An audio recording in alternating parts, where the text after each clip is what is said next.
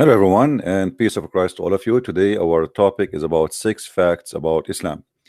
And the reason I called my video such a name because I saw a video made by a female group, feminine group, which speak about gender equality and this kind of stuff.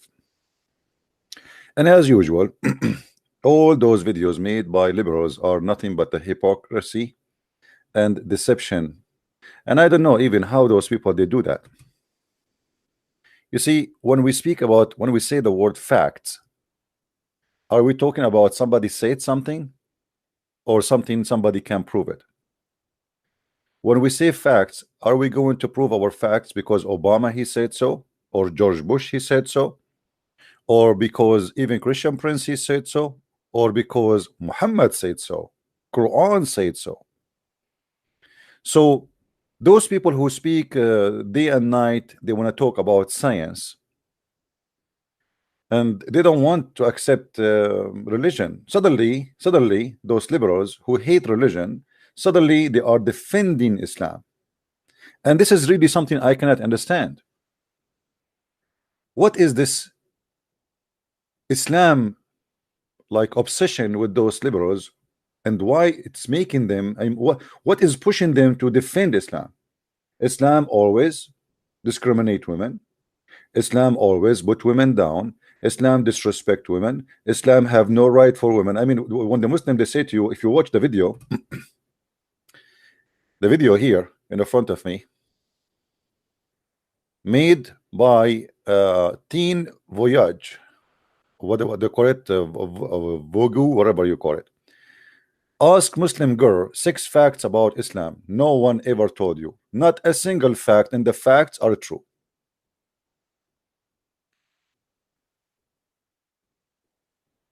The funny one of the facts, they said that Islam is the one who created Al-Jabra too.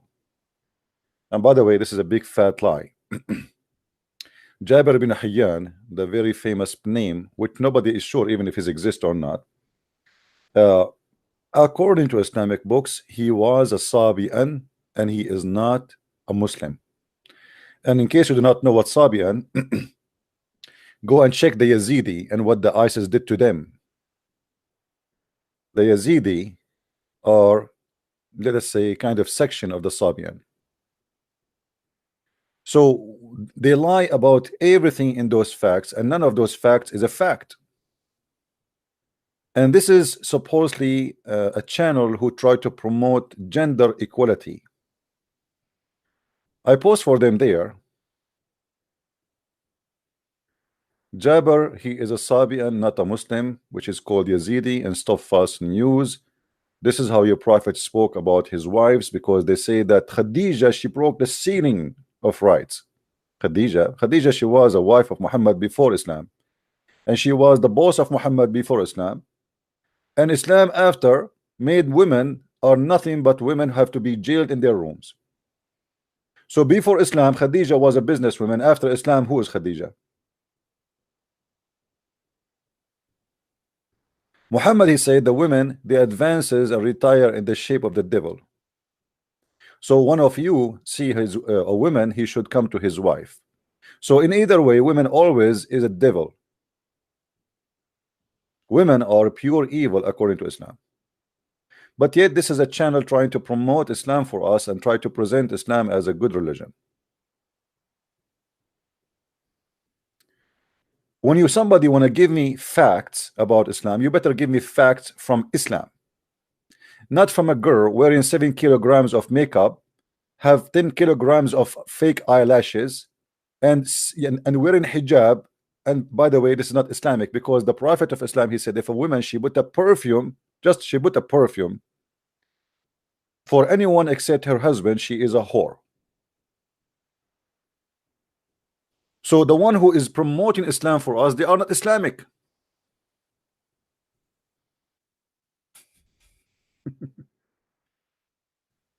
If your prophet said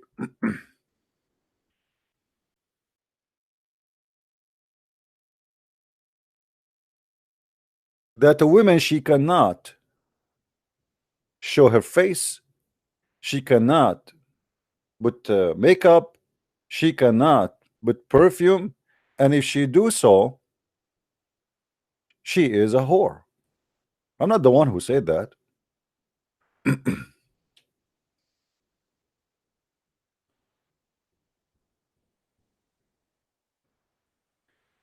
Look what Muhammad he said about women. Oh, hold on.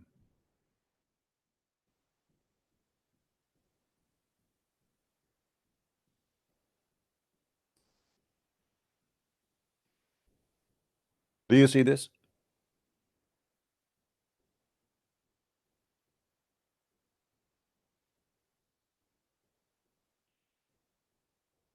Do you see this?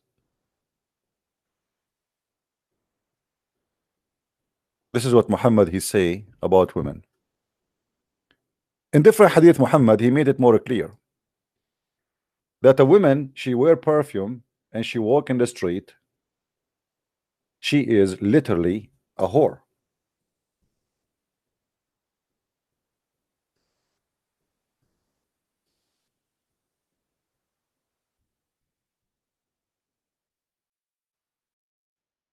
Do you see it? So when somebody speak about facts, show me your facts. This is what it's called, facts, not what you say to us. It is a fact that Islam says that the man he can beat his wife. That is a fact, not what you claim, not what you say, not what you promote. Show me your facts, where we can find your facts. Look like your facts is nothing but a propaganda, false propaganda, and you cannot prove any of them. This is how the Quran view the women, that they are a bunch of goats and the man is the shepherd, and anytime he feel the goat need some beating, the shepherd can he beat her. Let us see. Men are in charge of women because Allah has made the one of them excel the others. This is a feminine YouTube channel promoting Islam and say that those facts, you have 6 facts for you do not know about Islam. But none of the facts they speak of is absolutely nothing but a lie. Men are in charge of women because Allah he excel one on the other. So this is a destiny, you cannot change it. That's it. The man, he's in charge of you. Okay. And here, by the way, the man is not necessarily a husband. The man here is not necessarily a husband. You see, in Christianity, a woman, when she go in agreement of marriage, she agreed to obey her husband. But this is a volunteer agreement. Don't marry him, don't agree. Here, you marry, you don't marry, who care? The man is in charge of the women. And this man can be your husband, can be your brother, can be your father, can be any male in the family. Any male who have a connection with you, he is in charge of you. What is the reason? What is the logic? Because Allah he made one of them excel the other. How? Because they spend of their property on the women. So because you are treated like a property who he spent money in his property, so you are owned by him. Not because he loves you, not because he cares for you. You see the logic? Even the logic is about owning you. This guy, he spent money on you. It's the same when you buy a goat. Why the goat is yours? Because you bought the goat. When you buy a cow, why you are the one who is in charge of this cow? Because you bought the cow. So now the Quran is giving us a clear explanation why the man is in charge of the women, because we spend money on them. Well, if you go and get a whore, prostitute, and you spend money on her, that make you in charge. So good women, look, now the Quran jump to a good woman. Who is the good woman in Islam? Are the obedient. So if you are a woman who disobey your husband, who is a scumbag, maybe you are not a good woman. Guarding in secret that which Allah has guarded. You will notice here that Islam does not ask the Muslims to guard what Allah asked them to guard. Supposedly only women, they have to guard that which is their vagina. A Muslim man, he can go sleep around, he can do mut'ah, he can do temporary marriage, he can sleep with the slave, he can do whatever he wants. But a woman, she cannot do that. So the woman, she is required to be obedient, she is required to guard her vagina, she is required to sleep only with one man. But the man, the Muslim man, he do not need to be decent. He can sleep around like Muhammad. He have 13 wives, yet he asked the Muslim any woman she want to sleep with him. In the top of that, he have many sex slaves to sleep with.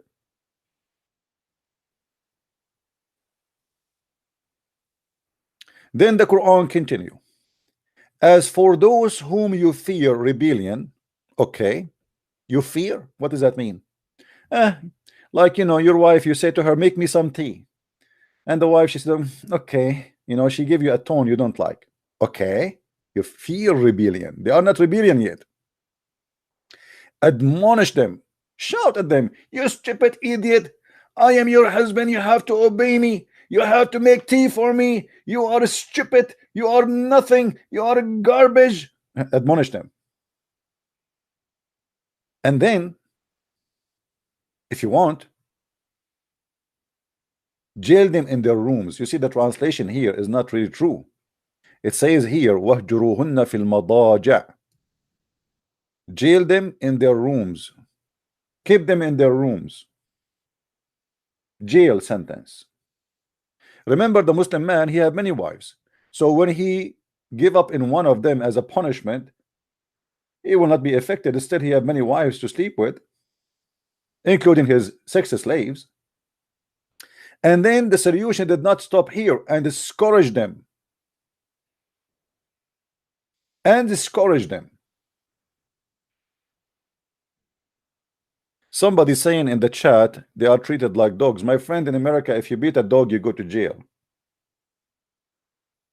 I remember once I was living in an apartment, and the dog, he slept in the front of my door. I have a screen door in front of my in the front of the door of the apartment. So in order to get out to go to work, I have to push the dog away. The dog, he wouldn't move. His Majesty is sitting there, he don't want to move, and I cannot kick him. You know, he's enjoying my front, you know, the front of my door. So I have to call the police. The police, they came, and they treat His Majesty kindly, so may His Majesty move. In Islam, if your wife, she is sleeping in the front of your door and she is being rebellion, what do? You kick her, you scourge her.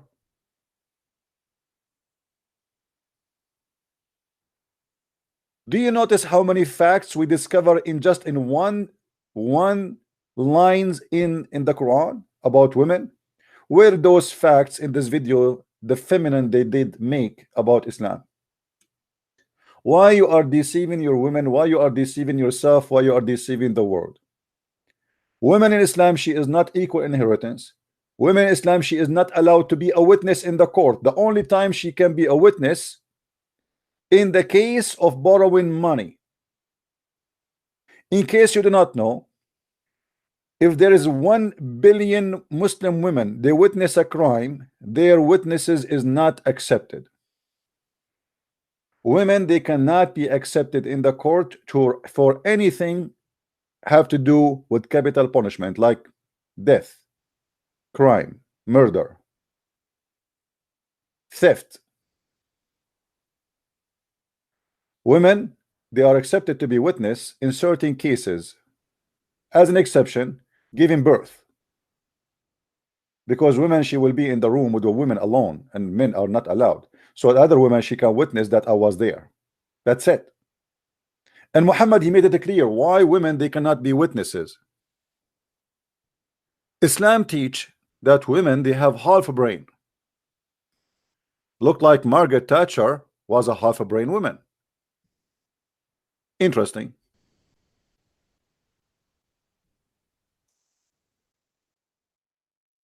If we go here, you will see the following. Muhammad is explaining to us what is women are about. Somebody want to call he's a Muslim? Okay, hold on. Let me open my Skype.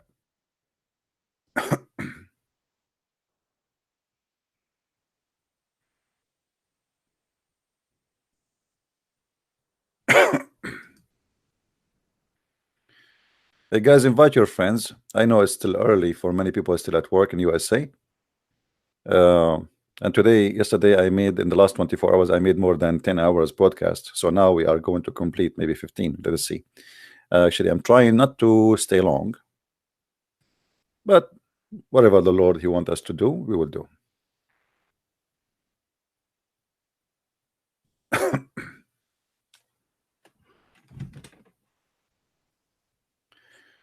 All right, my Skype is on for the one who would like to call. We continue.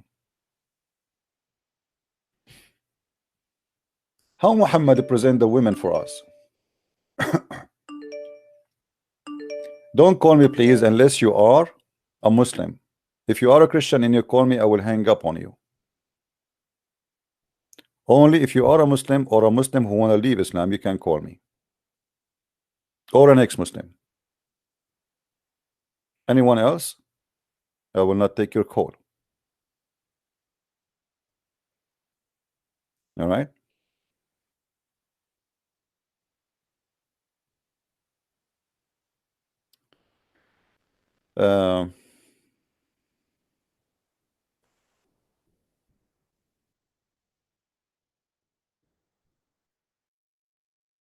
I don't want to change topic, but somebody is asking me a question. Why somebody, a lady, she said to her brother or something,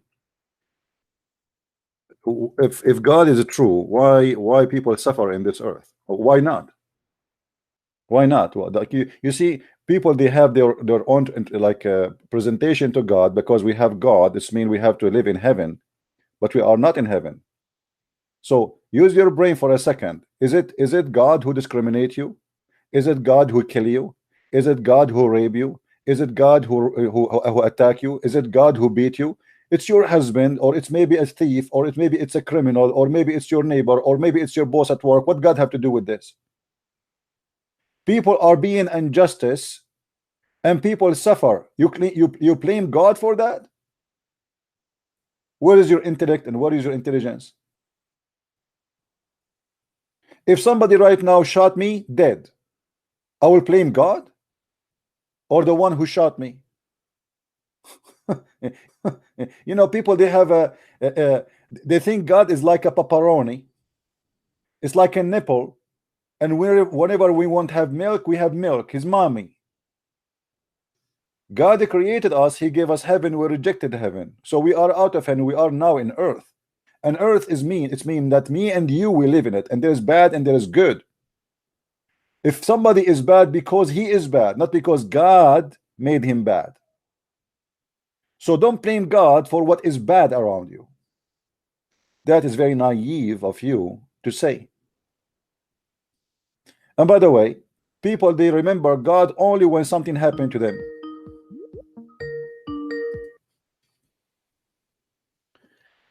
Yes, Mr. Isa. Hello, Yes. somebody there? Yes, somebody there. Christian Prince. Yes, I hear you. Go ahead. Hello, can you hear me? I hear you, my friend. I hear you. Yes, go ahead. Wait.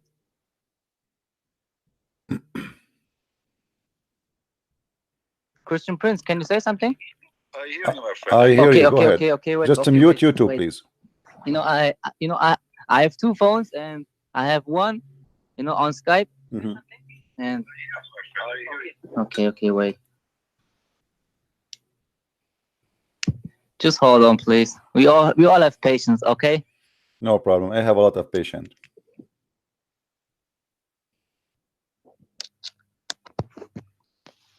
Okay, is this live? Can you hear me? Yes, we I are don't hear live, you. not dead yet. Correct. Go ahead.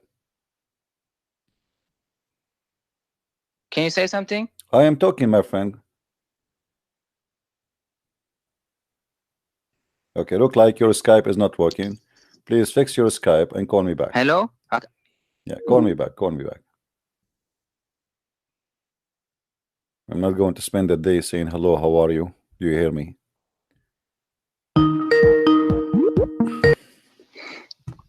Hello, can you hear me, Christian Prince? Yes, I do. Do you hear me now?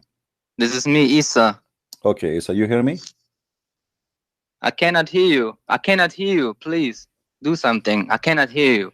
Okay, let us see. All I hear is like a All right. Let us see why you cannot hear me. It doesn't make sense.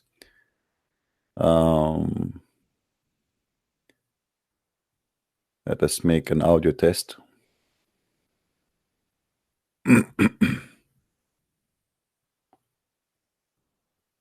Audio test.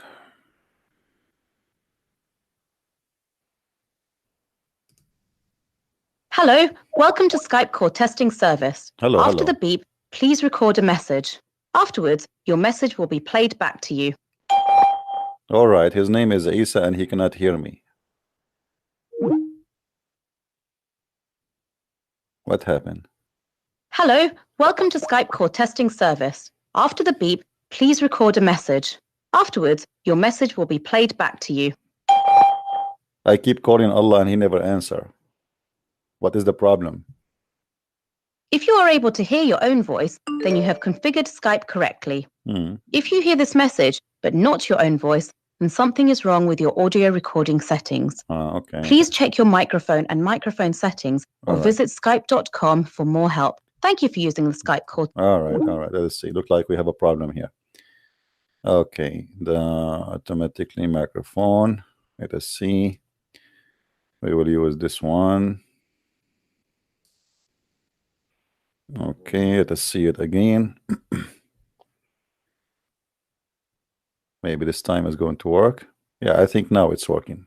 Let us call Mr. Isa again. Hello, can you hear me? Yes, Isa, I hear you. Do you hear me now? Yes. All right. What do you want to say Okay. to us, Mr. Isa? Okay, Christian Prince. So my name is Isa. All right. And I'm 26 years old. All right. And so I am a believer since 10 years. Okay, so I have started with the Bible, and then suddenly I kept searching. All right. Until I found Islam, and I learned the language. I learned to speak Arabic, to read Arabic. All right. And even Hebrew. Okay, and I watched almost all your videos, man, and it felt good to when you see the videos of you keep exposing Islam. But isn't it funny that now I want to go back to Islam, even I saw all your videos? That's interesting. Why you want to go back to Islam? Tell me. Yes. So do you think that we are separated from one another, that even if God made you be born like in Asia and me in Europe, we are two different people? Do you think we are separated, or we are not separated? What do you mean separated? What does that mean? I mean, as a Christian, first of all, you are the Christian. I don't think okay. so. Okay. Okay. Yeah. Okay. But as the Christians believe, you are connected with God, with the spirit, not with the flesh. Okay. So in the spirit we are might connected, but as a flesh we are not. So if you are connected with God, with the spirit of God, why are you connected with Jesus himself, who is the flesh of God? Do you need to be connected to God or the spirit of God or the flesh of God? We see, obviously, you've never been Christian. You do not know what Christianity is about. Because I know. Okay, hold on. Okay, hold on. I know you see. Hold on. Let me answer you. Do you want me to answer you, or you don't want me to answer? Okay, thank you. So, in Christianity, we don't believe that man became a god and we are connected to the man. Okay. God is always exist, and his existence have nothing to do with the birth of Jesus, which means Jesus said before Abraham, I am. Yes. So he was exist before Abraham. Yes. That's and what he in said. the time of Abraham and after the time of Abraham. How he was exist, not as a man. Not as a man. We are not connected with God, and our God is a spirit, not like your God in Islam. The God of Islam is not a spirit. And you are the one who mentioned that we can be connected with God by spirit, correct? Yes. So how you can be connected as a Muslim now with God who is not even a spirit? You're connected with the servants when you are praying. I'm kind of. You see, no, don't change the topic. Don't change the topic. You are the one who came to me with the idea that we are connected with God. You are the one who said to me, we can be connected with God by spirit, correct? Okay. Yes. Your God is not a spirit. So how you can be connected to your God who is not a spirit? And you are the one who used the title that we can be connected. No, hold on. You said, concentrate with me, because Muslims usually they jump into answer without understanding the question. I want you to focus with me. I know what you mean. You are saying we are connected to God by his spirit, but your God Allah is not a spirit. So how you can be connected to Allah who is not a spirit, and you are the one who put a condition of a spirit? Go ahead. It is what Allah or God is trying to tell us what we should do as a human being. There's always a law for anything. Everything has a law behind it, and even there are laws for human beings. And when we keep in that laws, we shall be connected with God. But you see, a second ago you said to me, we are connected with God by spirit, for God is a spirit. This is what the Christians no believe in. Okay, it's okay. So you as a Muslim, you are connected on God by what? By service? Of course, and by love and by fear. What is your reference? What is your reference? Show me the reference, please. Are you serious? Yes, I'm serious. When we speak about something, we say reference. Show me where the reference says you are connected with Allah by service. Show me that. I want to learn from you. Oh, this is so obviously, man. This is so obviously. Oh no, it's not obvious for me. You are so smart, super smart. I am not like you. So please, I want you to teach me. I want to learn something from you, because you are the one who is going to give us the guidance. You are the Muslim who knows Islam. Obviously, I do not know Islam yet. I want to learn from you. Okay. Show me your reference. This is the Surah 96, the first Iqra bismi rabbikal alladhi, the first verse. You see, my friend, you said the first surah 96. Bow down and pray to God. Where it says bow down? I want to. You said you learn Arabic, right? Where it says bow down? Just a little bit. Be a servant, okay? So you do not know Arabic, and don't cry. Okay, now. Okay. Read for me the verse and tell me how this verse is connecting you to God, my friend. Read for me the verse. What it says. Wait. Just be patient, okay? Just speak to me like a man. We all have patience. You see, I'm not, guys. Did I insult him? Did I say anything? No. He's getting nervous. He's getting upset. Okay, so take it easy yourself. Don't be nervous. Breathe. Eat some chocolate. Okay. Now, show me where this verse you chose for me. The verse you chose for me, Your Majesty, where that is teaching you to bow down to Allah, as you mentioned to me. 2 verses. Because it doesn't say that. Where is bow down to Allah? Where is the word bow down? Okay, wait. Where is the word bow down? And what to do? What has to do with connection with Allah? So.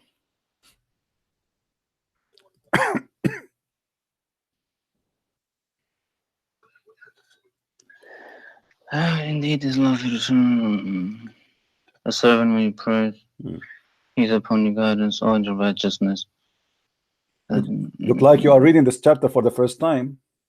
No, because you are looking for an answer. I'm asking you where you choose this verse for me, this chapter for me, for what reason? Kalla. What? La tuddi was. You said to me you learn Arabic and you learn Hebrew.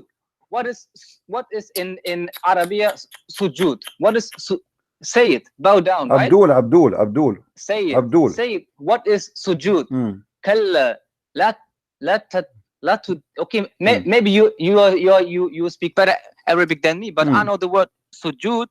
This means something. Yeah, Tell me. This is in the last verse. What does that mean?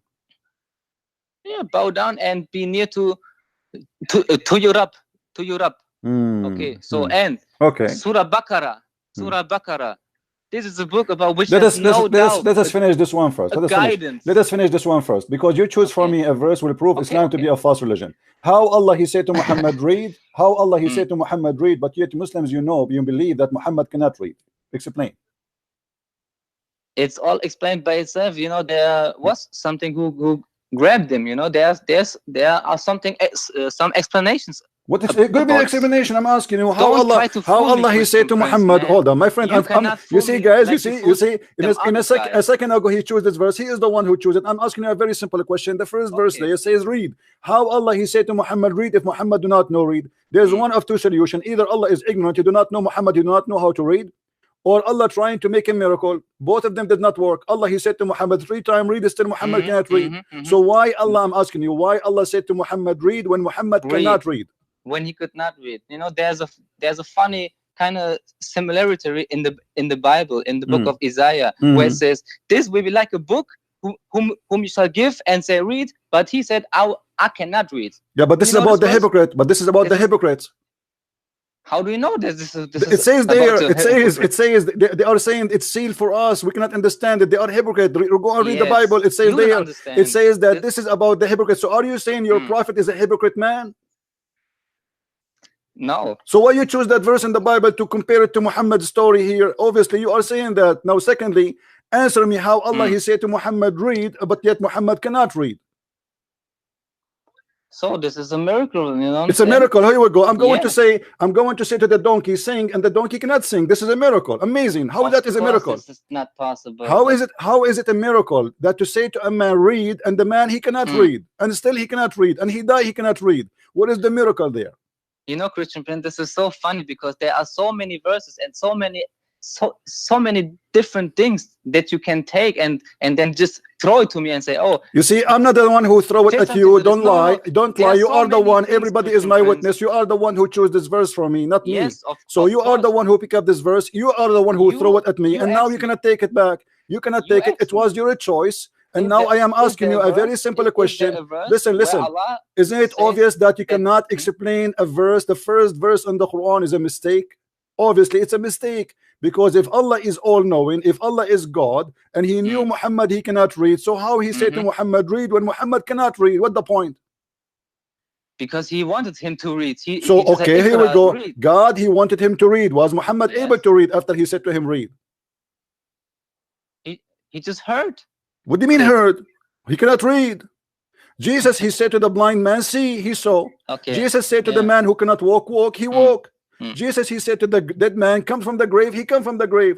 Allah, he said to Muhammad, read 3 times, and he squeezed him 3 times, and still Muhammad cannot read. Explain to me why. Okay, maybe this is your point, but let me please say something to you, okay? My friend who's holding you, I want an answer. Don't jump. I want you to say to me, what kind of God? He don't know that he's a prophet. He do not know how to read, because he is giving him the wrong order. When I say to you an order and you cannot accomplish it, either I want to do a miracle through you by making you like do something you cannot do before, or I am an ignorant who do not know that you are a person who cannot read. Which one you choose? Maybe this should just go this way, because if God gave the book to someone who can read, why even say read this? Because you already can read. I am the one asking you the question. Why are you asking the question? Why Allah he said to Muhammad read when he cannot read? Answer me.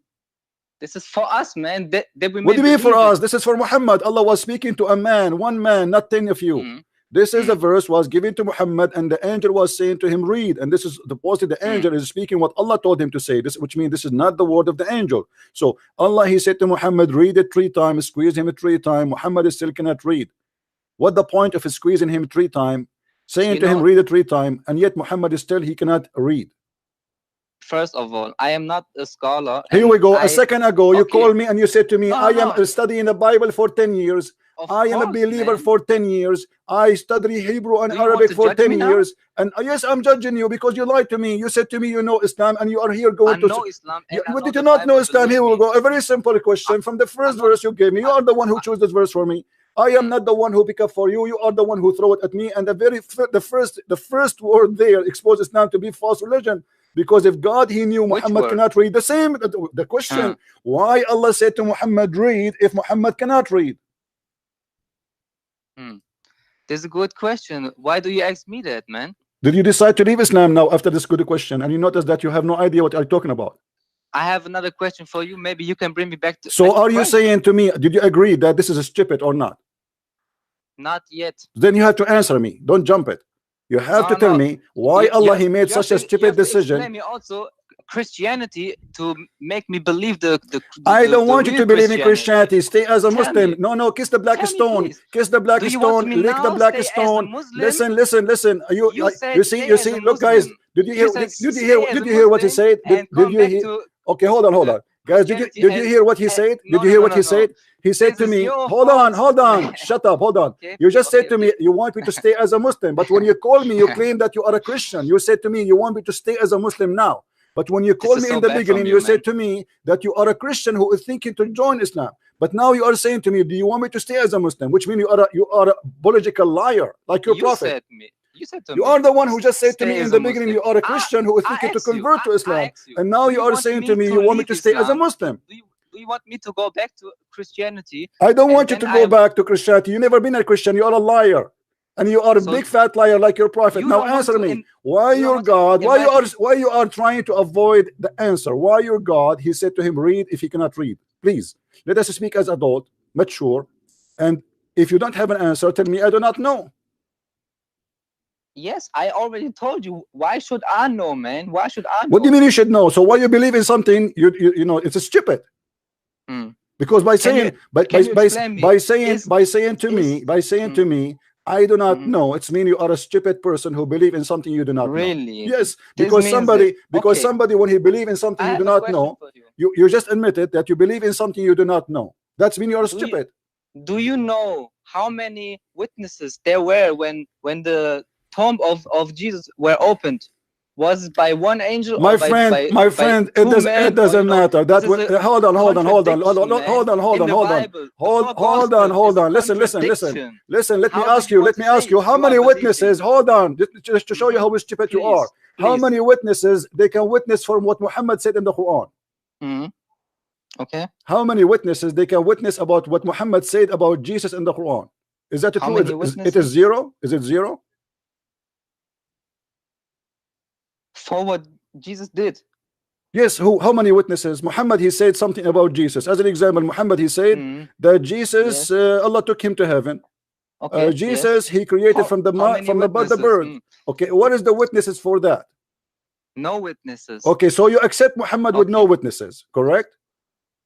In some opinions, yes, but how? What do you mean some? What do you mean some witnesses? What do you mean some witnesses? Some opinion, yes. Either you accept Muhammad without witnesses. Listen. You are trying to divert the topic because you are scared to death. Islam is a stupid religion, and you have to face it. And now let me ask you a question. What make you believe in Islam to be a true religion if you cannot even explain to me the first verse in the Quran? It is because there is one message that we should get out of it. It is La ilaha illallah. There's no God but Allah. You know, okay, means God. Let me show you how. Okay, here we go. You see, you jumped to different topic. Let me show you how stupid is that. There was a message. Okay, let me ask you, how many creators in Islam there is? As long there is no God but Allah, how many creators in Islam there is? Christian Prince, I saw all your videos. Okay, I know there's a story that Allah gave Jesus the power to. Not the question. I'm asking you, how many creators you Muslims believe there is? If I say Allah, then you say, oh no. You see, you are scared. You are scared. How many creators in Islamic religion there is? Is it true there is one creator or many creators? Wahid. On one creator, right? You do not even know how to say it is not Wahid, it's Wahid. Now listen, how Allah is the only creator in the Quran says in chapter 37, verse number 125, Allah is the best of the creators. Read it, yes. Yeah, I read it. Read it for me, okay. What? Will you cry into Baal and forsake the best of the creators? I don't know what you mean. I don't understand the. What do you mean? What do you mean? This is your Quran. You are the Muslim, not me. I'm just a Christian prince. I'm a person Ask who. your question. I did not understand your question. The question is very simple. The Quran confirmed that there's many creators and Allah is the best. Is the best of the creators. So how he can be the only God if he is the best of gods? Because when you say he is the best of the creators, that means there's other gods. What make God God? He can create. So if he is the best of the creators, that means you Muslims don't believe in one God, you believe in many gods, but Allah is the best between them. So look like there's Mercedes, there is Ferrari, there's Lamborghini, and Allah is maybe Lamborghini for you. So explain to me, please. Go ahead. I have no answer for that. And, here we go. He have no answer again. He have no answer again. I mean, what's wrong with this guy? Each time we go somewhere, he have no answer. Okay. You know why? This is kind of funny, because why? I know by myself that in Islam there are some kind of things, some verses that you cannot really explain. Islam. See, guys. But what do you mean you can't explain? Are you saying to me that your God Allah here is doing poo-poo? He do not know how to speak Arabic. He said something stupid. No, there was just. Well, obviously this is stupid. You need to ask. You need to explain to yourself. Don't explain to me. Don't explain to me. Explain to yourself. You as a Muslim. You as a Muslim. How you explain? How you explain such a stupid thing? How you explain such a stupid thing to yourself? You as a human being, you are so low on earth that you have no straight connection to the Most High. You have to, you have to get a kind of code, kind of. Did you say the Most High? Did you say the most high? Did you say to me the Most High? How Allah became the Most High? Explain to me. Go ahead. What kind of question do you ask me? Well, you are the one who keep, you see, when you speak to Christian Prince, anything you say to me is going to be used against you. When you say to me, Allah is the Most High, how he became the Most High? High where? He is the Most High. Well, okay, no problem. He's high where? What does high mean? High by hashish, high by drugs, high by level, high by what? Man, answer this to yourself, man. You are the one who said that to me. I mean, what's wrong with you? You are the one who said to me that Allah is the Most High. High in what? Hashish? Okay, so explain to me. Allah is the Most High. You are the one who came with this. You see, when you speak to me, anything you say is going to be used against you. You know already you are speaking to Christian Prince. I am the Islamic Wikipedia. So now you say to me, Allah is the Most High. How Allah, is it true? Allah, is it true that Allah the Most High, he will come every day in the third part of the night? What? Is it true that Allah the Most High is going to come every day in the third part of the night? He will take elevator and come down to earth. Why do you say something like that? I don't know. Is it written like that? I don't know. So how Allah will come down every night? Is it true that Allah will come? Okay, read with me the hadith. Read with me the hadith. Here we go. This is your Most High. Your Most High, he come down every night to the lowest heaven. Is that true? Yeah, read for me. Why I need to read for you? It's in front of your reader. Go ahead. Yeah, wait. Let me. Oh Lord, bless him for this end. Night to lowest heaven, when the third of the land of the night.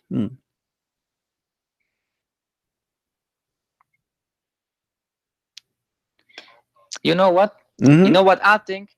Yeah. You know what? I'm really confused about many things, but also in Christianity, don't change the topic. I know you are confused. I know you are getting busted. You know you are getting busted, and you know you have no answer. You know what I think? And now you see, you know what you think. You know what I think. I think no. You have no answer. I think you are a balloon. You are a balloon full of gas. And this is how you're serious, man. Yes, I'm serious. Otherwise, explain to me. You are the one who said to me, Allah is the Most High. How the Most High come down every night to the third part of the night in a certain time, and he come to the lowest heaven, and what for? Yes. Because he want to hear you. For forgiveness. This is just what I thought, man. To have the mercy, to have mercy on them. This is not the question. You see how slow you are, my friend? Forgive me to say that. Because if Allah want to have mercy on you, do he have to come down every night? What do you have to do in Christianity? Hold on. To have My mercy? God, he can hear me. Jesus said, hold on. Jesus said, every two of you mention my name. Listen, he said, every two of you mention my name, I will be between them, which means I will be the third. So he do not need to come down. He is between us already, for he is the Almighty God. Look at your God. Your God reception is limited. His AT&T phone, his mobile phone, does not have reception in the seventh heaven. So he have to go down every night to the lowest heaven, and he say, who is calling me? And Abdul is there. I am here. Who supplicate for me? And by the way, this is not even the night to pray, the time to pray. So what kind of God? He cannot receive your prayer unless he go down. And you are the one who said to me, Allah is the most high. Obviously is not high no more. And same time, do you Muslim believe that Allah can be inside his creation?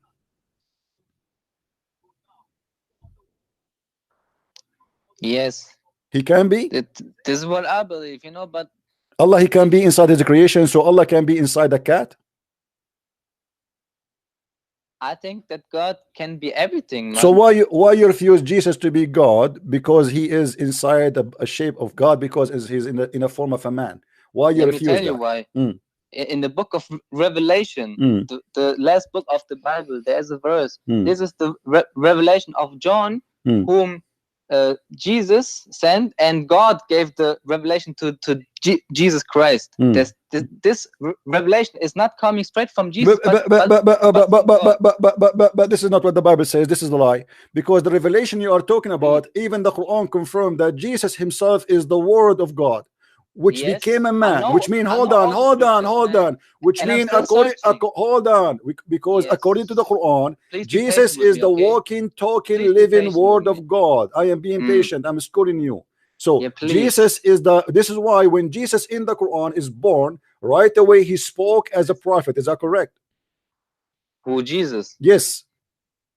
He was in the cradle. He was in the cradle. He was in the cradle. Yes, this is what the Quran says. Yeah, yeah. So do you agree with the Quran or not? You know, I don't know. What do you mean you don't know? So now you are not a Muslim no more. Do you agree with the Quran that Jesus spoke in the cradle? Who knows? What do you mean? He's a holy son. The book of the revelation from Jesus Christ, which God has. Listen, I'm asking you, why Jesus in Islam, he spoke from the cradle. It took Muhammad 40 years. And then the angel, he came and he squeezed him 3 times, saying to him, read. And still Muhammad, the idiot, he have no idea what this guy he want. But Jesus, he is first day, first second he is born, he speak, and he is a prophet of God, he's speaking the word of God. How this happen?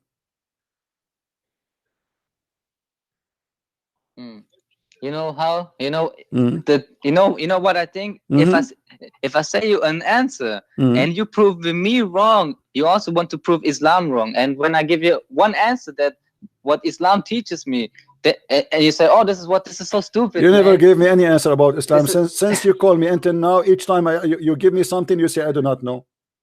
What answer you gave me? You never gave me any answer. Don't lie to yourself. What answer you gave me? I asked you. You mentioned to me Allah. He said read. I said to you why he said read. You could not answer. I said to you. You said to me Allah is the Most High. I said why Allah the Most High? He come down every night. You could not answer. You said to me. I said to you, who is is Allah the only creator? You said yes. I said so. How the Quran says Allah is the best of the creators? You couldn't answer. So why you are lying to me saying you gave me answer? Because all these questions. You see, we will start from zero. I'm going to give you a chance to survive again. I will give you some oxygen. I want you to tell me from zero. Forget about everything we said. Choose for me the most powerful point you have for a Christian to make him believe in Islam. Go ahead. It's Jesus Christ. Choose for me. Choose for me. He's a point. He's with no sin. Okay, he came to earth with no sin. Who? But Jesus Christ. Did Muhammad did Muhammad come with sin? Of course. Okay. You know, so why Jesus? How things. Jesus have no sin, but Muhammad? How Jesus have no sin? Did you just say that Jesus have no sin? Further. Okay, hold on.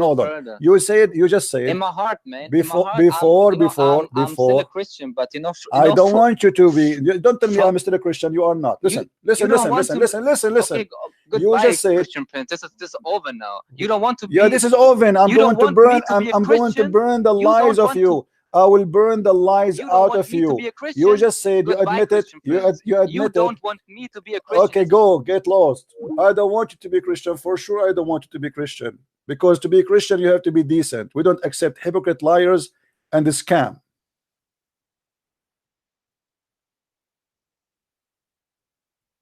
You just admitted that Jesus have no sin. That means you admitted that Jesus must be divine God. For every son of an Adam is a sinner, and even your prophet Muhammad, he confessed that. Every son of an Adam. And this is why Jesus is not the son of an Adam. Now, do you know why Jesus is not born? Don't call me Isa, don't call me. You are just a kid. I want somebody smart to talk to me. Go, don't call me. Every son of an Adam is a sinner in Islam.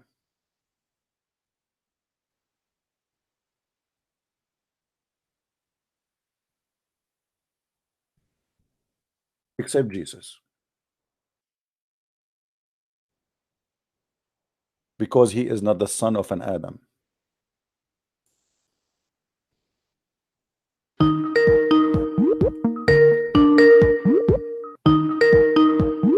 Not your Isa too. You have two Isa. We have two stupid Isa.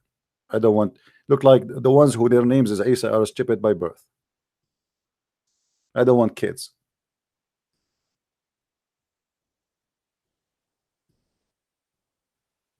When you speak to me, you have to be careful. You are talking to Christian Prince.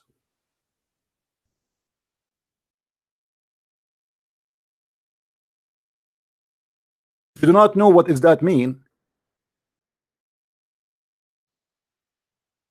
I will teach you.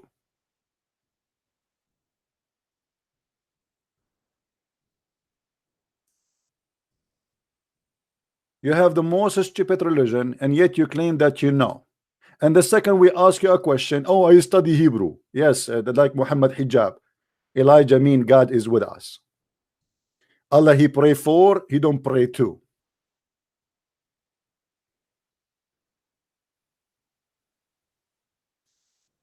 Every son of an Adam is a sinner. But Jesus is not the son of an Adam. Do you now learn, Muslims, why Jesus have no father? Because every son of an Adam is a sinner.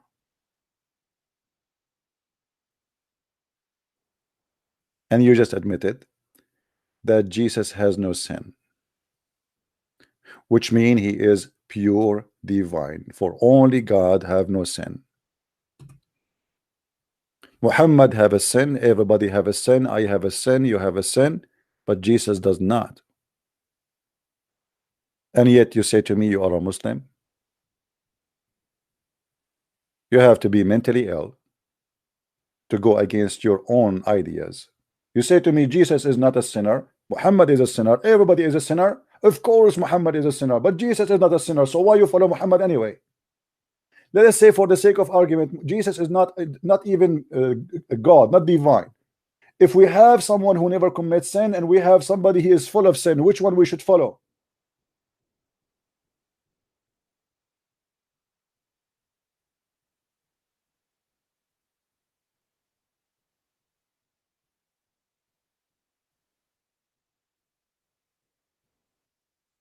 Stupidity is amazing. I will give this guy Isa one more chance to call me. Maybe he can retain his honor, because I believe now he feel like he is shattered. He's like, I came to get Christian Prince busted and he left me pieces, and I cannot find my pieces around. This is what they do. Christian Prince, I call you after watching all your video. I feel now I want to go back to Islam. And then he says to me, don't you want me to become a Christian? You want me to stay as a Muslim? You can't even maintain your own lies.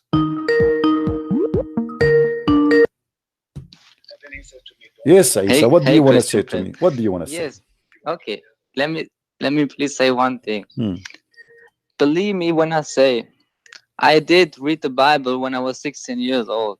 I learned it. And when I believe in it, when I have such a strong belief in Christianity, it doesn't matter if one gospel contradict the other one. I believe it.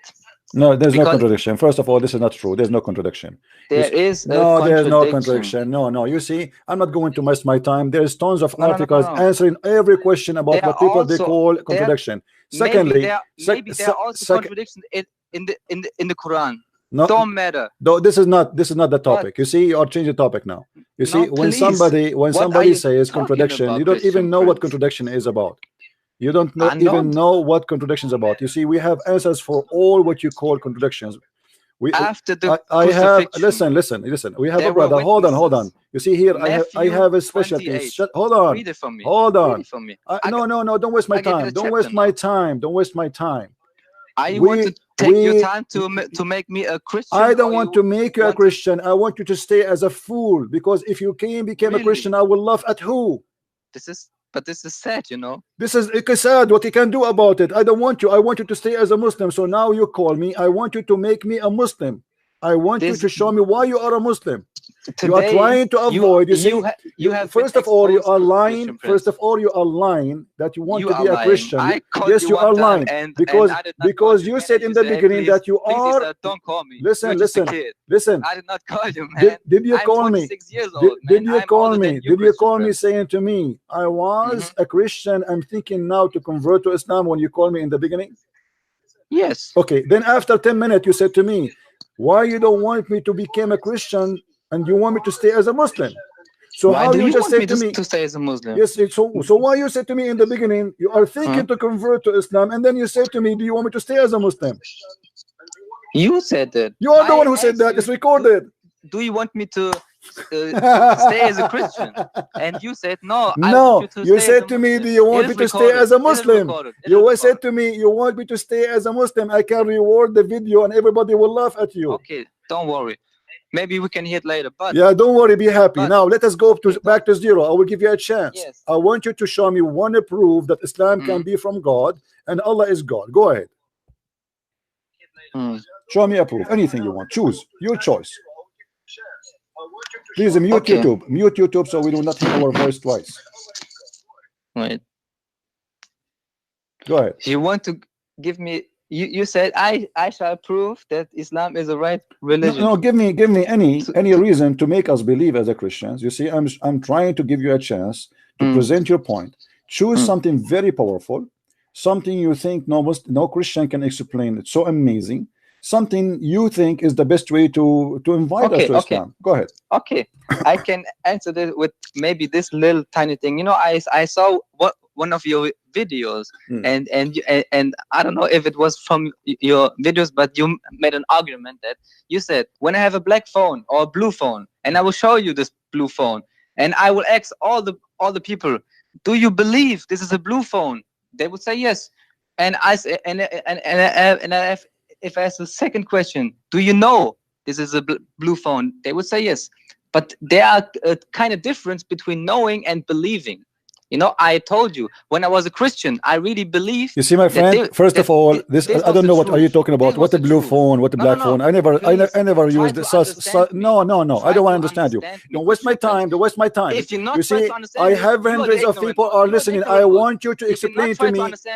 You are the ignorant one. You are the ignorant who have no answer. Just shut up. Get lost. Either you show me any proof Islam is true, or shut up. Don't call me. I'm not here to hear your drama. Blue phone and black phone. What is that? Me say the black phone, blue phone.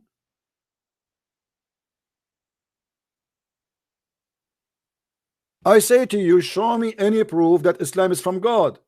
And then what you start doing, like a lady in the delivery room, and the baby is not coming. And this is how you are. But the difference between you and the women in the delivery room screaming that she have a real baby, but you have gas. The more you squeeze your belly, nothing come but gas. The same as when your prophet he died and the Muslim did not bury him for 3 days, gas was coming like crazy. So Ibn Abbas he said, bury your prophet for his stink.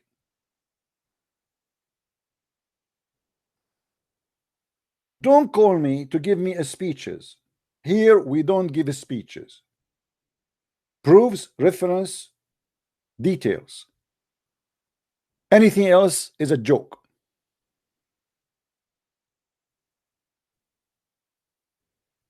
You talk to Christian Prince, you give reference.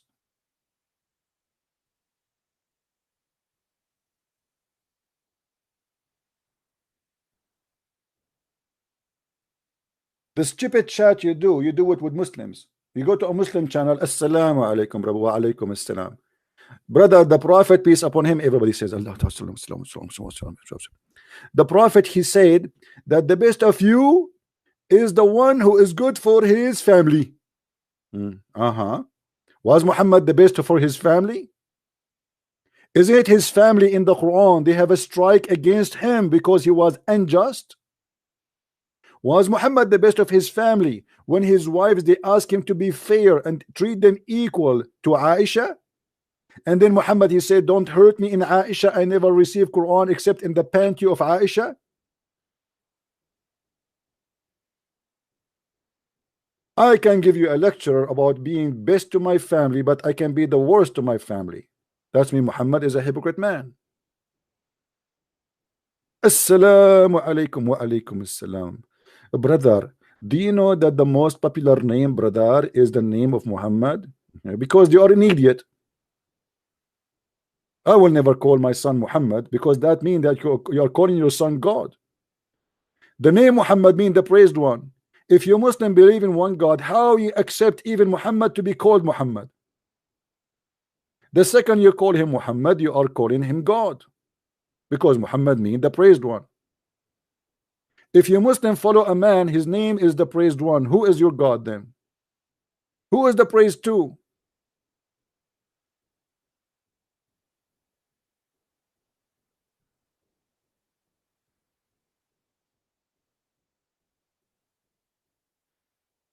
Do we have any Muslim here who have something to say? Be careful when you speak to Christian friends. You are no match, my friend. If I sneeze, I will make you fly. This is why your scholars they avoid speaking to me. Hello? ICP, you're right. Hey, my friend, how are you? Yeah, I'm good, thank you. I'm just watching your YouTube video. You just said Muhammad received revelations when Aisha's panties, something like that. Can you show me that, please? What Muhammad what? You said he received revelations of the Quran when with Aisha's. All right. Are you a Muslim, my friend? Born in a Muslim family, yes. Okay, so you're a Muslim, all right. I wouldn't really say that, but born in a Muslim family. I've been watching your videos, so yeah. Just want to more information for myself. That's all. All right. We go in the hadith and we'll find you the reference. No problem.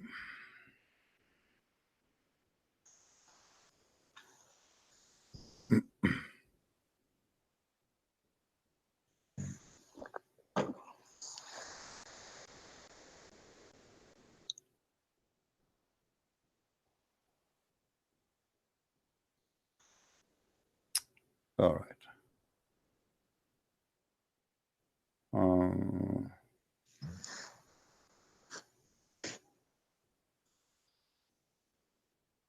No, usually when you say something, you always back it up and just sure. Yeah. It's in front of me actually. Yeah, I'm looking at it now. Okay, let's see. You speak Arabic, correct? No. You don't? No. Okay, it says in front of me وهو مضجع على فراشه لابس مرط عائشة. Yeah, look at the Aisha part, yeah.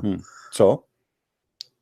No, I don't speak Arabic, sorry. Okay. I didn't say I speak Let us see if the translation will come with the correct translation. Because Muslims, they try to sometimes to hide. All right.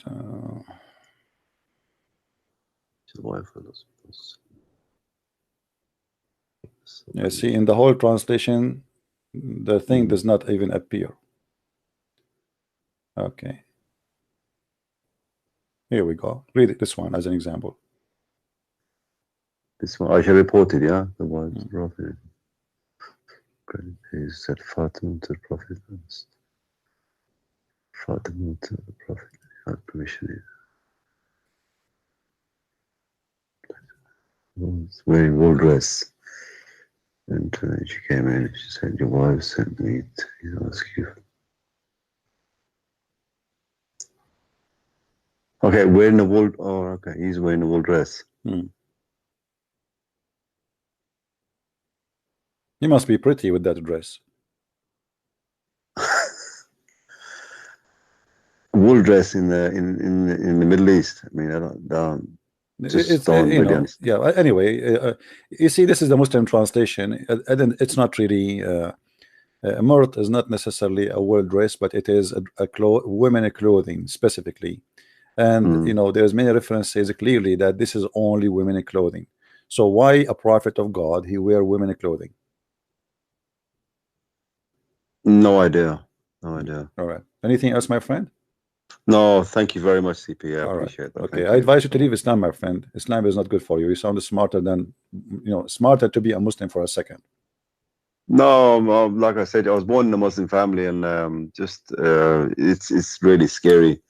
I've been listening to you. I've been trying to find a fault in you, and I've been checking everything up, and just can't fault you. Everything you say, you just back it up, and I look myself, I check it myself. I've even actually got this. It's a different Quran translation. It's by Iraqi Christian, a Jew, sorry. It's in a Penguin book, which is not even available anywhere now. Just look at translations of Sahih Muslim and everybody else, and then try and do a comparison with this.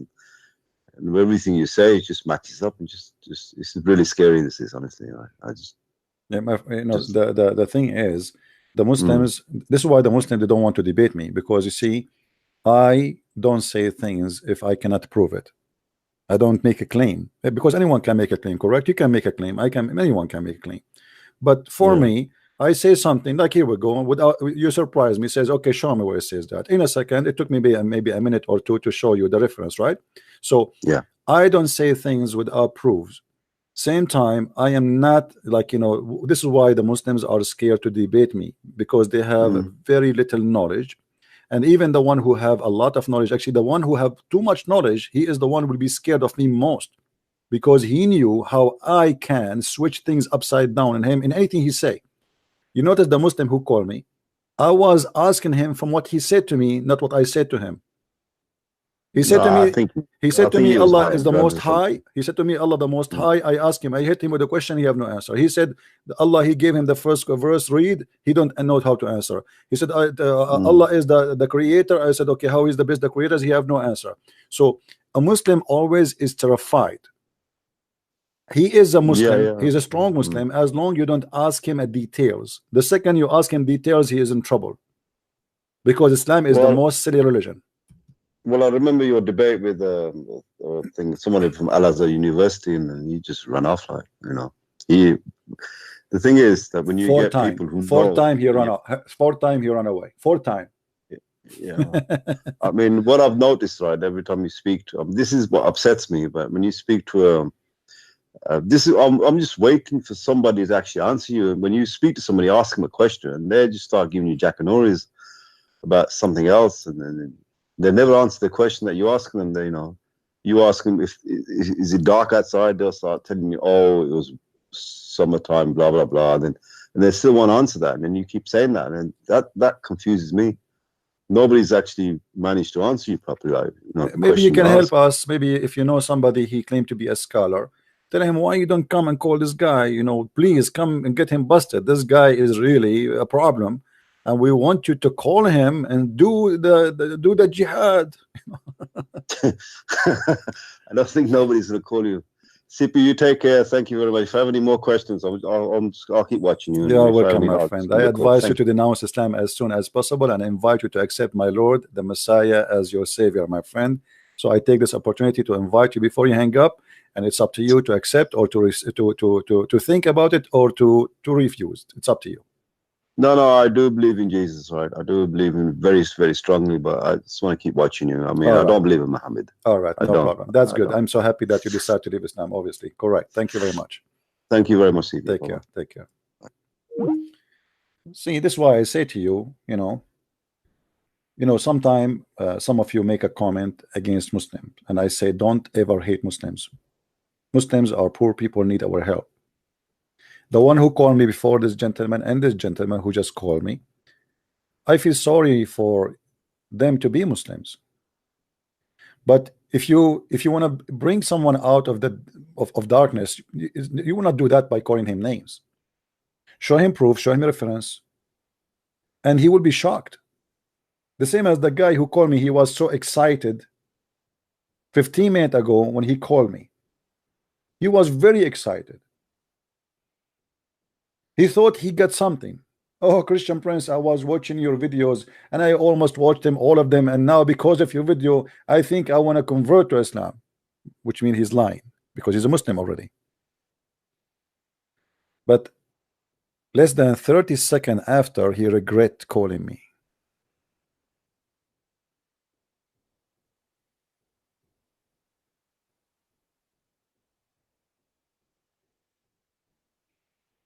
My friend, we are victorious by the name of Christ, not by the name of Christian Prince. Our Lord, he said, read the books. I did. Our Lord, he said, be smart. I decided to become one. Because you can be stupid even if you have a brain. Our Lord, he said, find and search for the truth. I did. Our Lord, he said, the truth will set you free. And he made me free. Your Lord made you slave of sex. Your Lord made you slave of your belly and your stomach. Your Lord, even in his heaven, is about addiction to sex and belly and talk and stupid things. You go to the heaven of Islam, what you have? You have addiction. Addiction of what? Of sex. 70 years orgasm. What kind of God he promised me 70 years orgasm? I go to visit Shabir Ali or Zakir Naik. I knock at his door. He says to me, Christian Prince, I come back 10 years from now. I am now in my 60 years orgasm. I have 10 years more to go.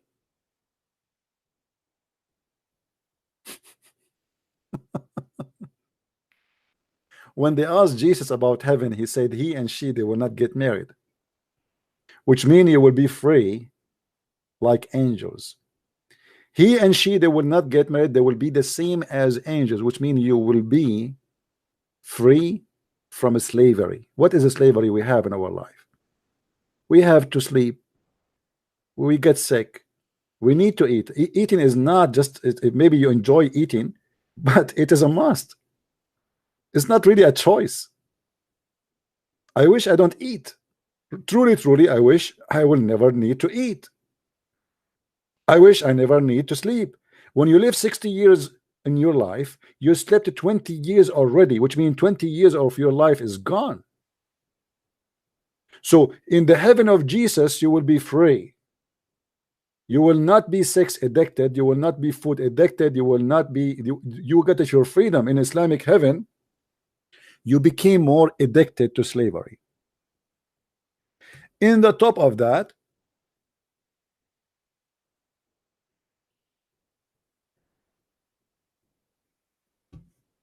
in the heaven of Allah, you are going to abuse a human. Slavery in the heaven of Allah. 80,000 women, they will be your sex slave. 80,000 little boys, they will be your servant. And we are not sure if they will be your sex slaves too. Because the Quran says, and they will never bleed.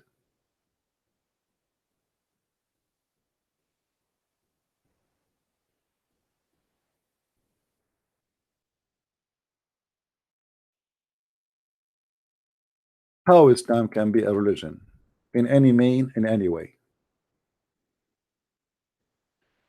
Jami' al-Tirmidhi,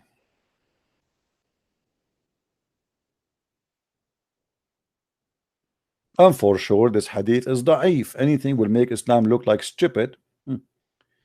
The least of the people of paradise in the position is the one with 80,000 servants and 72 wives.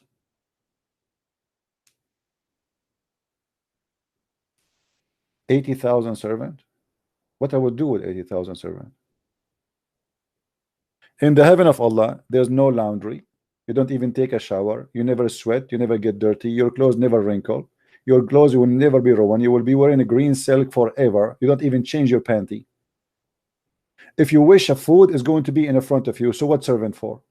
Those are boys for sex, obviously.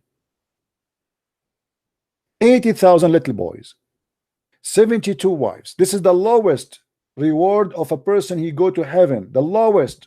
So what is the highest? He shall have a tent of pearl. Tent of pearl? Well, thank you very much.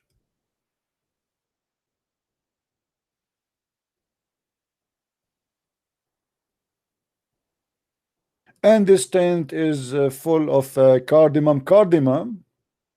What? Corundum, what do you call it? Corundum? Sorry if I say it wrong. Set for him the size which between Al-Jabiya and the sea and Sana'a. Do you know, guys, the distance between Al-Jabiya and Sana'a? Go right now to Google. Measure the distance between Damascus all the way to Yemen. It's like 2,000 miles. This is a bedroom? What is that? All of it, it's made from pearl. One pearl. The size of your bedroom is bigger than Saudi Arabia.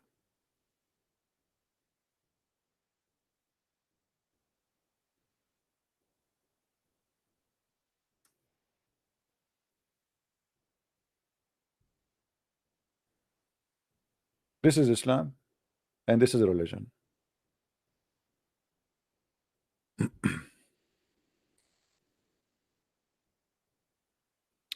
All right, my friend, you can call me if you are a Christian now.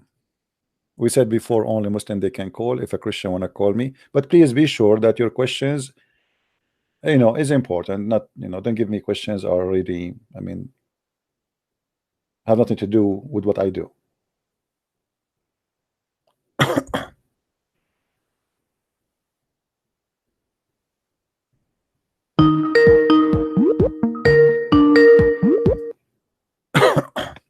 Hello.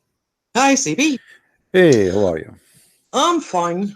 I've been going through a lot of stress, but God comes through.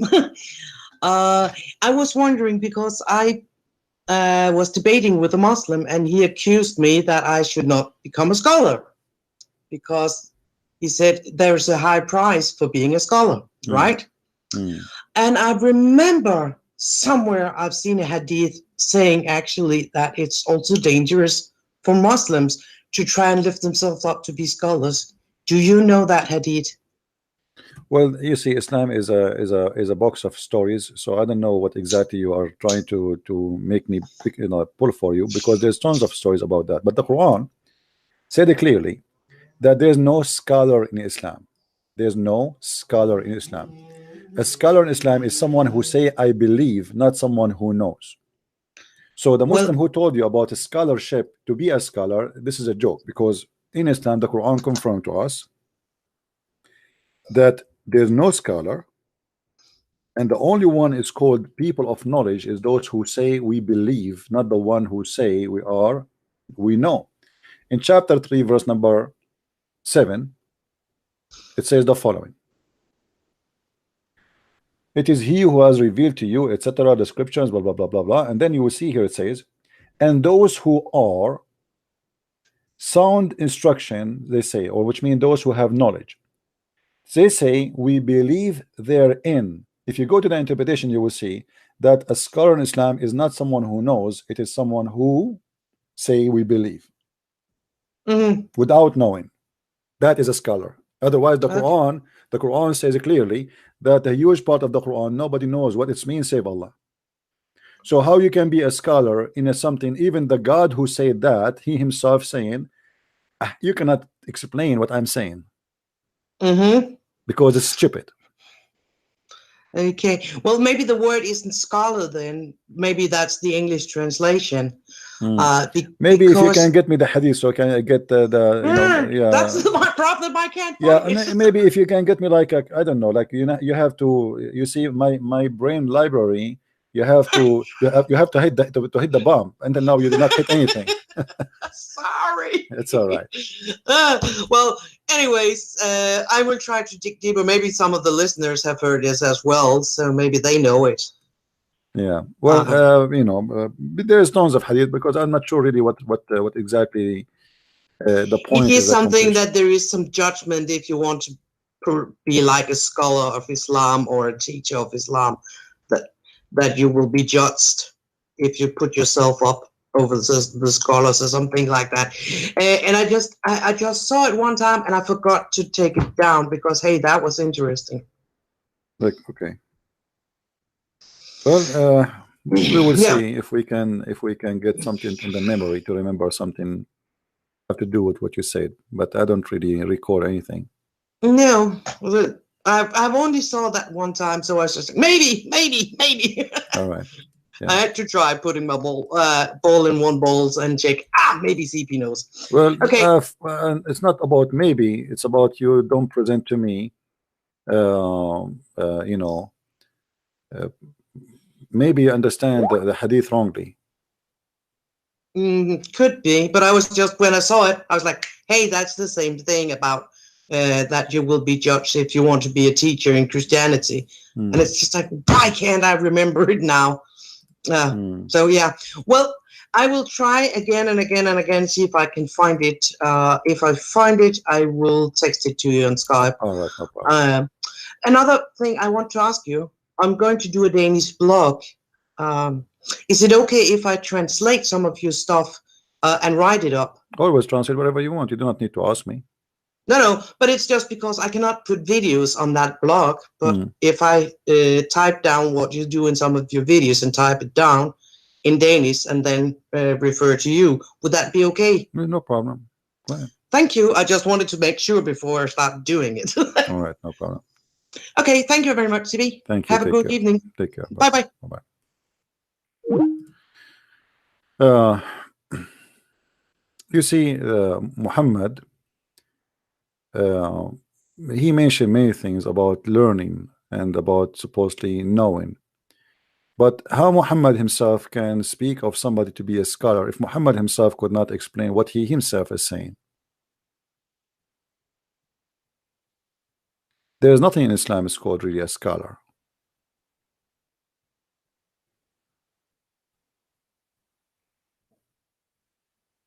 If you go and check any scholar book, you will see always he end what he say by Allah knows best. Because all what the scholars of Islam, or we call them scholars, they are trying to defend Islam, and they are knowing already that they are just guessing in how to protect. If you remember when I was debating with Dr. Rohi, he said to me, Islam a tafsir made to fix a problem. What is the problem? The problem is Christians, Jews, others, they were attacking Islam, and tafsir is meant to defend Islam, not to explain Islam.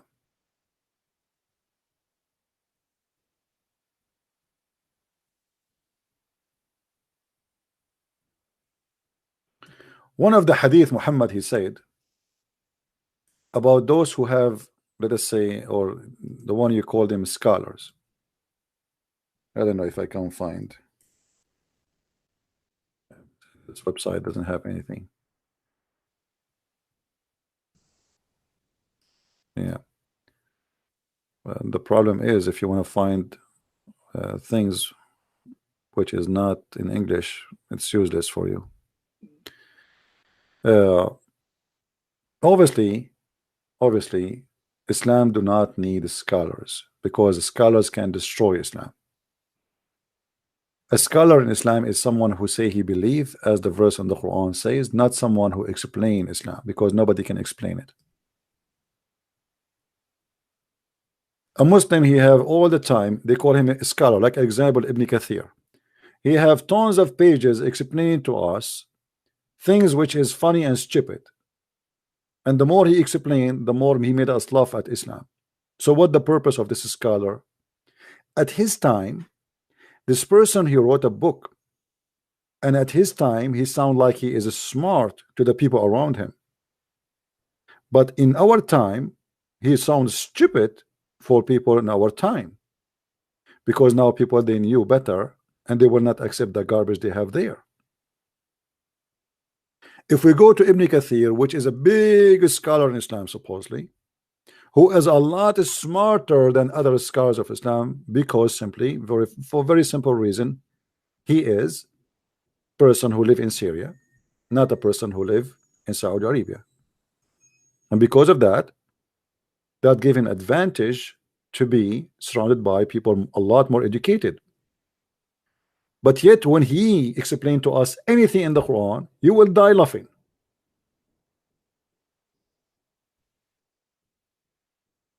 If I go right now as an example, and I will use a verse which always we use just for as an example.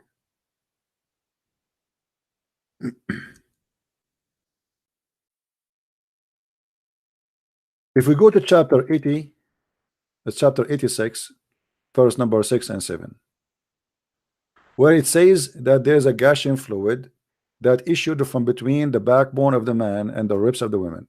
And then we try to understand that. So what we would do, we go to the scholars.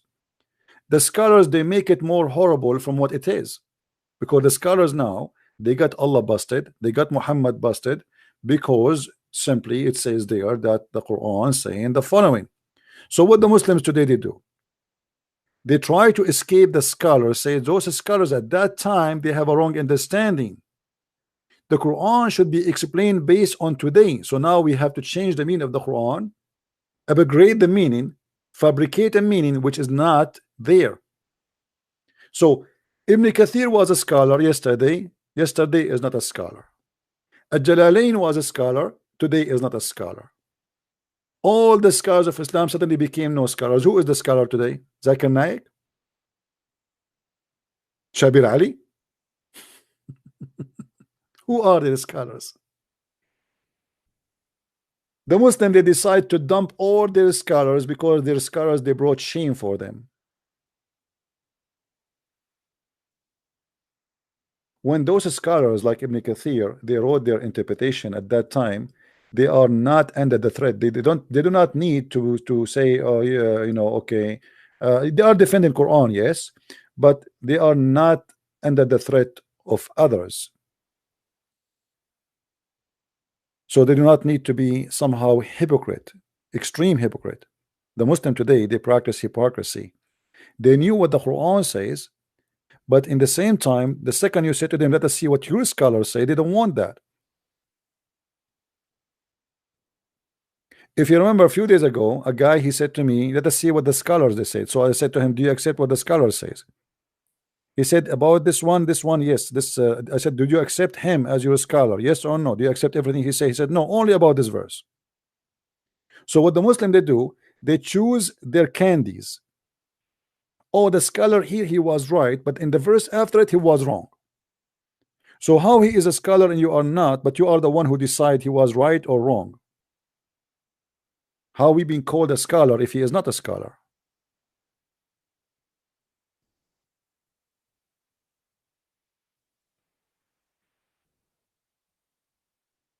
And why this cult need a scholar anyway?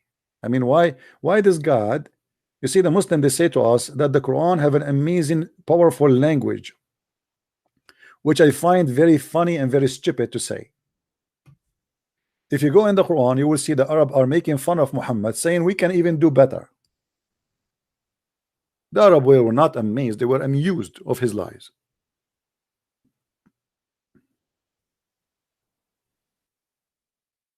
Look what the Arab they said to Muhammad. Chapter 8, verse number 31. And when our revelation are recited into them, they say, we have heard if we wish, we can speak the like of this. The Muslim, they say that in the time of Muhammad, he challenged him, bring a Quran like this, and they answered him, they said, yes, we can, and we can do better. Even the Quran say something stupid about Allah making Quran better than the Quran.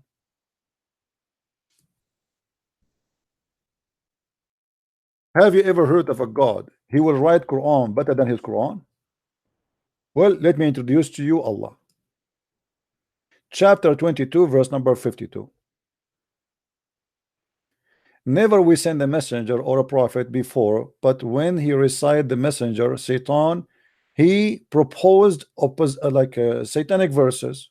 Okay, and Allah will abolish that. Okay, how Allah he abolished that? Shaitan is the source of Quran, and this is proven in the Quran. After Shaitan he recite verses, Allah will abolish the verses from the Quran. Hold on.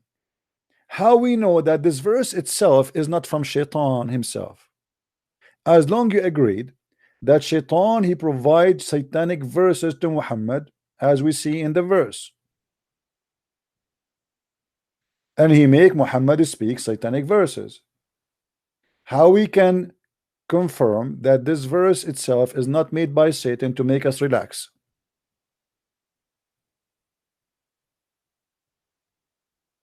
You know what I mean?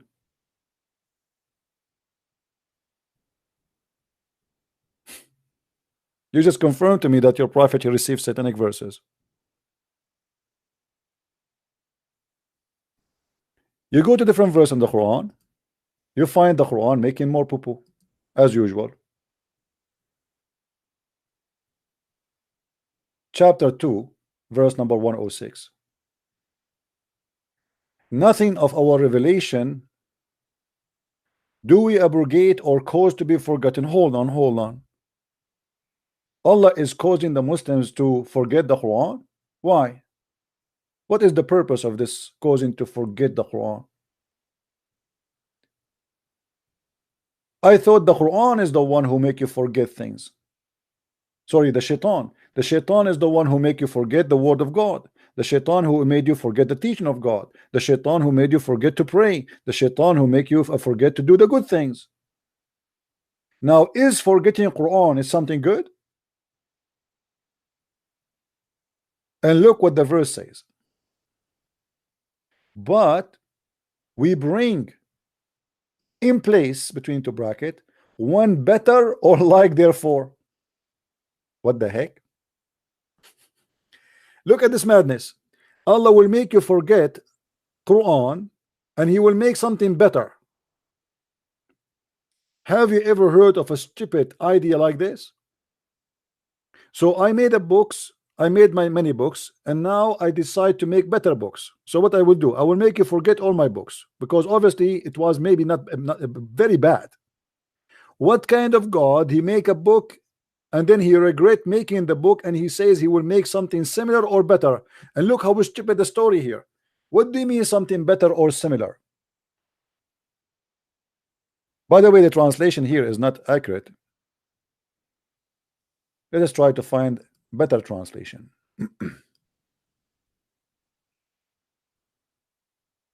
This is Big Tal. Let us see Yusuf Ali. None of our revelation do we abrogate or cause to be forgotten, but we substitute something better or similar. How we can understand this? This is the most stupid verse ever. Allah saying he is going to cause you to forget the Quran because he will make something similar or better. First of all, if it is similar, why you make us forget the first one? It is similar, so what the point? Secondly, how Allah he can make Quran better than the Quran?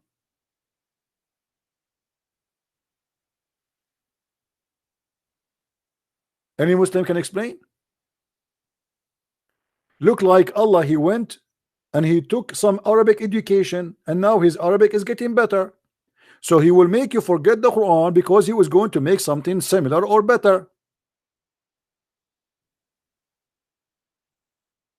Now, who is the Muslim wanna call me and tell me which was the better Quran, which was the worst Quran? Because when you say something better, it's mean there's there's something better. Which is verses are better than the other verses?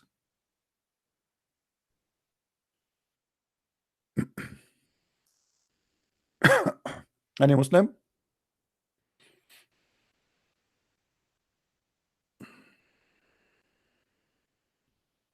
Anyone?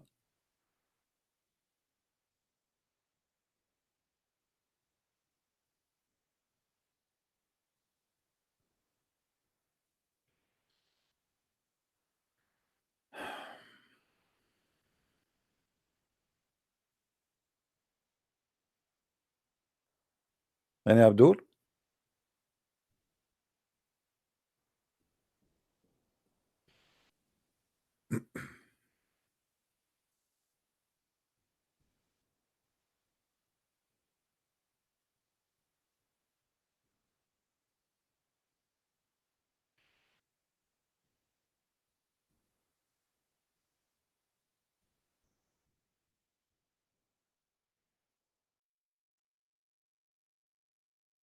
Who is a Muslim want to answer? Mayday, Mayday.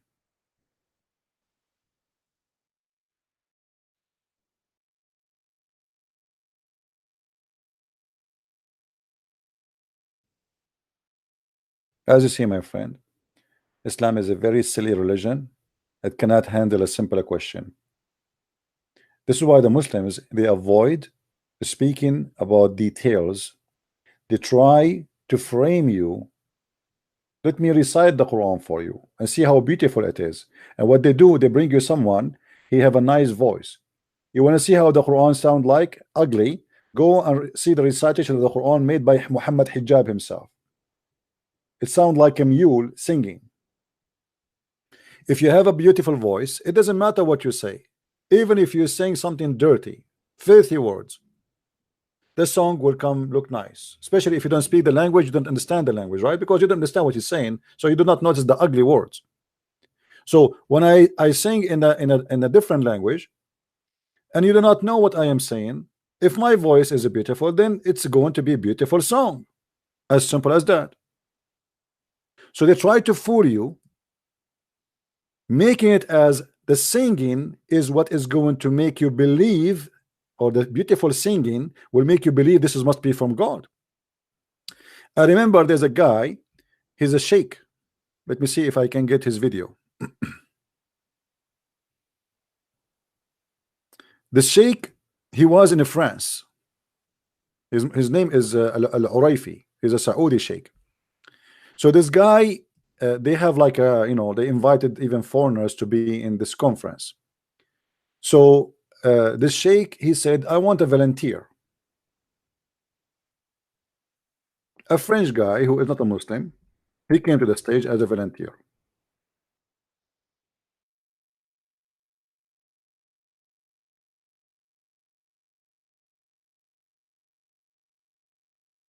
I'm trying to find it. So Al-Uraifi,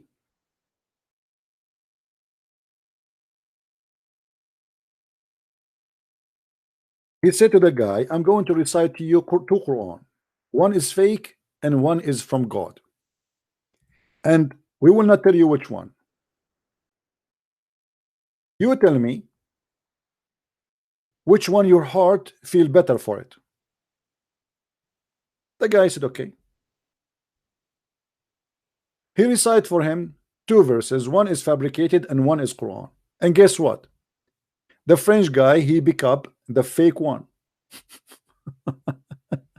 Very embarrassing. The guy, he said to him, let us say it again. Let us say it again.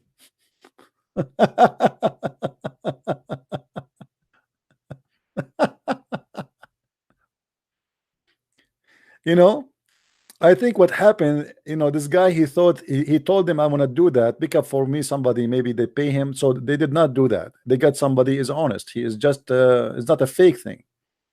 And when they ask him to, to tell his opinion, the guy, he chose the fake Quran. I'm trying to remember what was the name of the video.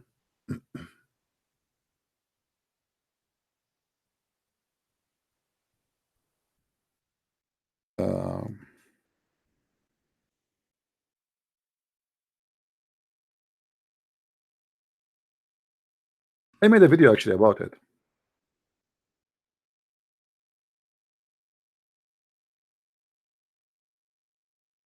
Here we go. I found it.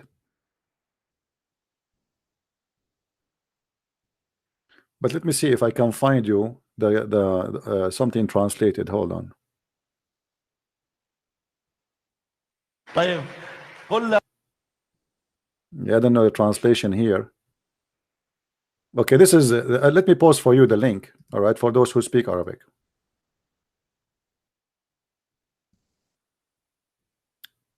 You will see the sheikh, he read for him Quran, and the guy, he chose the wrong Quran. He chose the false Quran. He say, I like it more.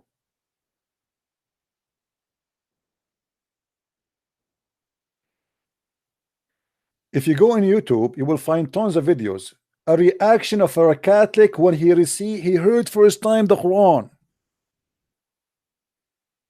Catholic, they say to you Catholic because the Muslim, they believe that if you say Catholic, it's mean that's it. Like this is the enemy of Islam is the Catholic because those are the crusade. All what you see there is a fabrication. How come Quran does not change our heart as Arab Christians? We hear Quran every day and we laugh at it. It's a comedy show.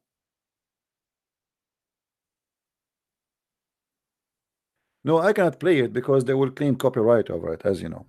I avoid playing videos. It's not mine. And here you see people are laughing. Those Arab are laughing.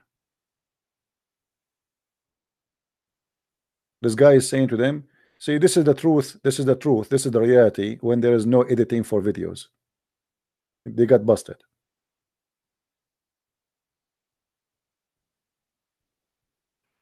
Everybody is making fun. Those are Muslims who they are making fun of Islam. Look what this guy he said. القرآن لم يؤثر فينا نحن العرب وهو يتوقع أن يؤثر في غيرهم. Quran did not affect us and we are the Arab and he is expecting that the Quran is going to affect someone he is not an Arab.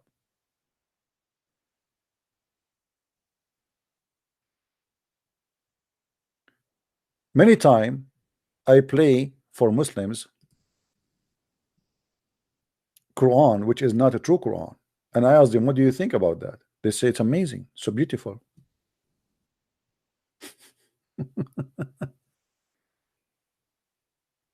It's amazing. It's a Quran made by us, Arab Christians. Because it sounds the same, so he said it's amazing. I said the time, do you have a mistake there?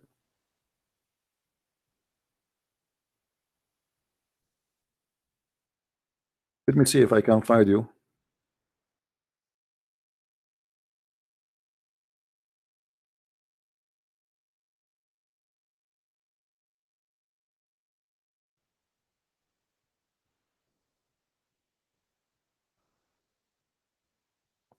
Oh, hold on. I found the video which I made. Let me post it for you about this disaster. Here we go. This is the video I made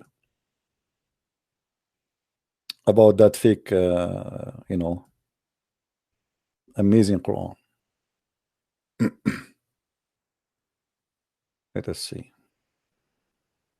The problem when you search Christian Prince, you end finding tens of thousands of videos, and you cannot even Christian Prince, you cannot find his video. Now, how am I going to find my video?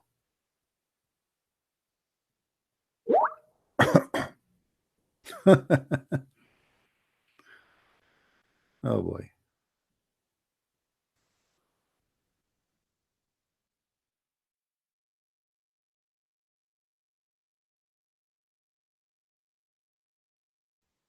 Yeah, it is going to be hard to find it.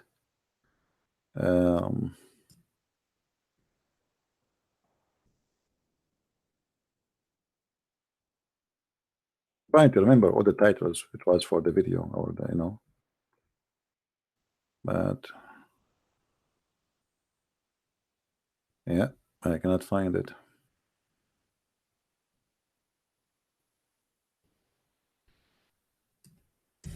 Let us take. Somebody looked like he is sending me the link, maybe. Let's see.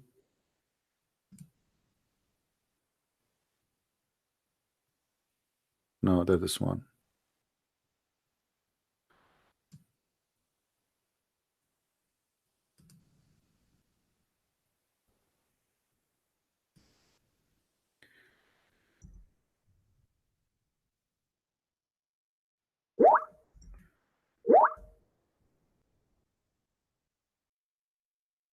All right.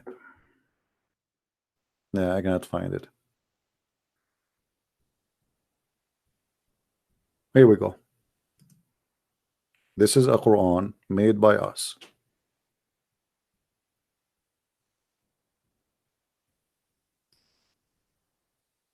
I found it.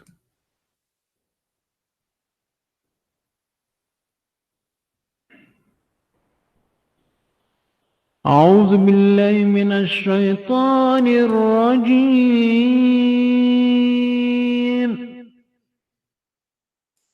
Before he start, this is a Quran made by Arab Christians, and each time we play it for a Muslim, he cannot find a mistake in it, and he say Alhamdulillah, Allahu Akbar. This is the link. You can download it. Feel free to share it. And this Quran saying that Jesus is God, Islam is defeated, and Muhammad is a false prophet. As simple as that.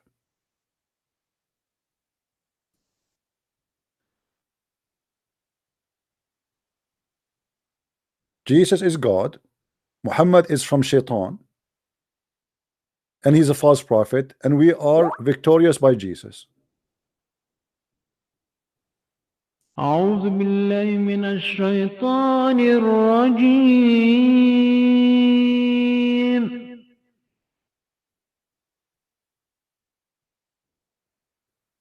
بسم الله الرحمن الرحيم.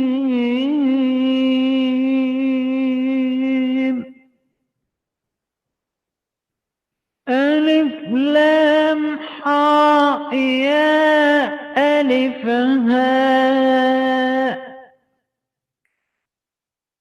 قناة الحوار المستقيم. Here he is speaking about a Christian TV station, but a Muslim who do not know Islam, he hear this, he will think this is absolutely Quran, and it's so beautiful. The guy have a beautiful voice, the words sound like Quran, and who care about the meaning? It's like the cobra which move in front of a stick. The cobra is deaf, and so is the Muslims. زكريا الحكيم بحوار صادق في الصميم.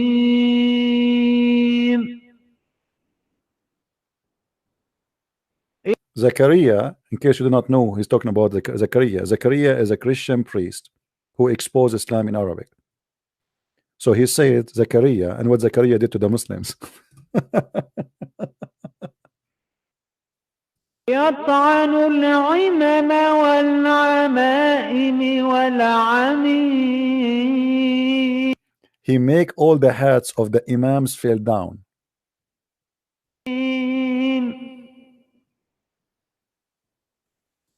زكريا الحكيم بحوار صادق في الصميم. يطعن العمم والعمائم والعميم.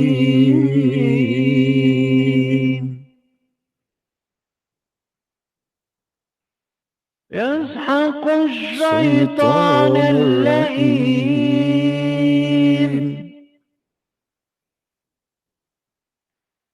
يسحق الشيطان اللئيم والقرآن الرجيم.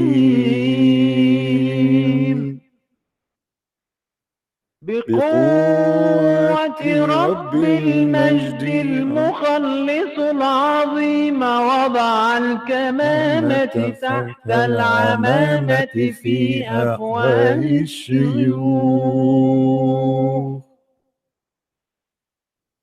بالسيرة والسنة والناسخ والمنسوخ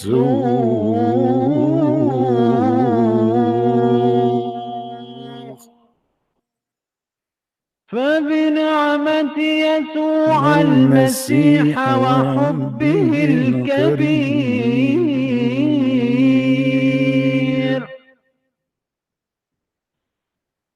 فبنعمة يسوع المسيح وحبه الكبير دخل زكريا في عقر دار الإسلام عبر الأثير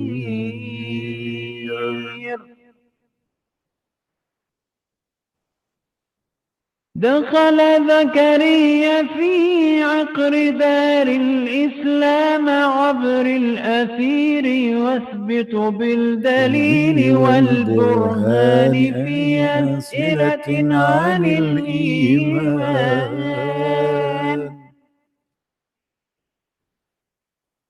في أسئلة عن الإيمان أن محمدا ملموسا من الشيطان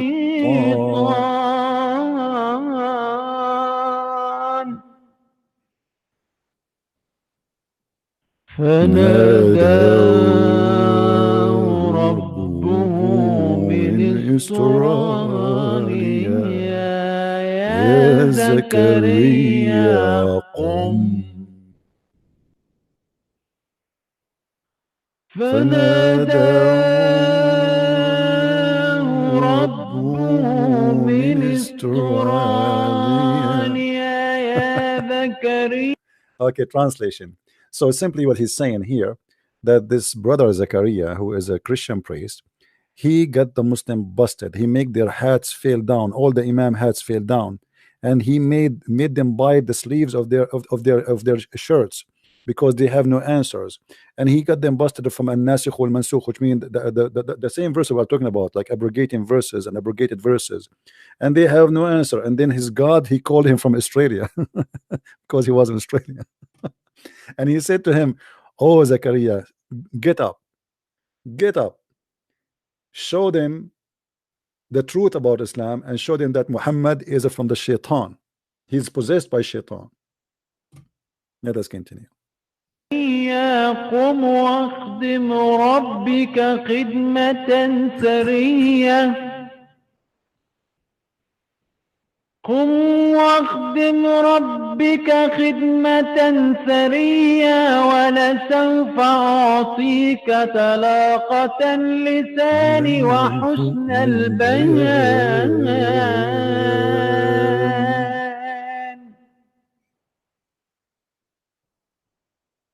وبسيف الكلمة في حوار الحق تسحق الشيطان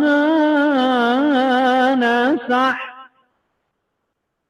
Anyway, that's enough.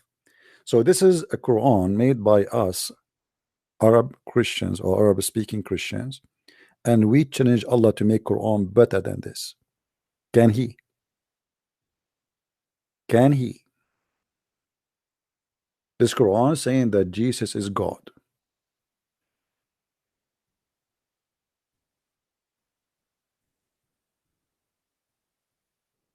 Can your God can do better? If somebody really he is into blogs, you can take this link and play it to the Muslims in the street, and you will see the Muslim, they will say nothing wrong with it. I love it. Amazing. Get them busted. It will be the most famous video ever, because they will think that this is Quran. Yeah, the link, here we go. I'm posting. You guys don't see the link? How many times I need to post? Is the link showing, guys? Is the link showing?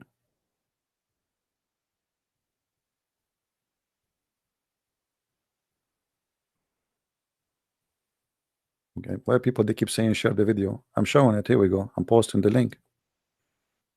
All right. So they try to fool you. They bring a beautiful voice and they say to you, this is how Allah, look how amazing, beautiful. I can make Quran better than Allah Quran. and I can sing better than Allah.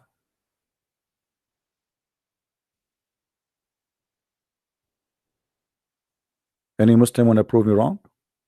I want you to call me. You recite the Quran for me, and I will recite a song for you. A song, just a song. And let everybody see who is the one, his words is better and more beautiful, and the song, they will like it more. Who want to do that, such a testing? Even though my voice is tired.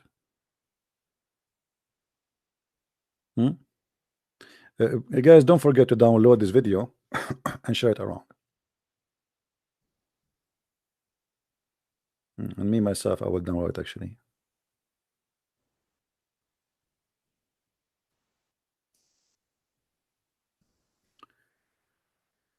Can Allah sing better than us?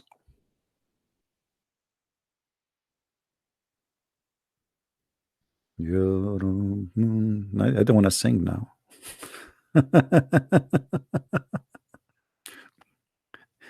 There is a song, just to show you how silly the Quran. A silly song can be 10 times better than the Quran. If I sing for you this Quran, this verse in the Quran, I mean everybody will laugh. ما ننسخ من آية أو ننسها نأتي بخير منها أو مثلها. None of our revelation we abrogate, or we cause to be forgotten, but we substitute something better and similar. I mean, this is amazing. This is so smart.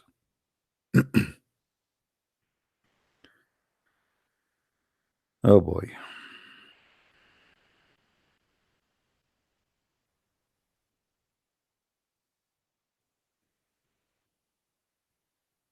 And Abdul, when I take the challenge, who is a Muslim when I call us and recite Quran for us and show us how beautiful the Quran?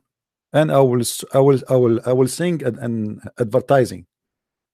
Imagine advertising, I will make it sound better than your Quran. Any Muslim? Let us see if the Muslims, if people will be affected by the beauty of your Quran.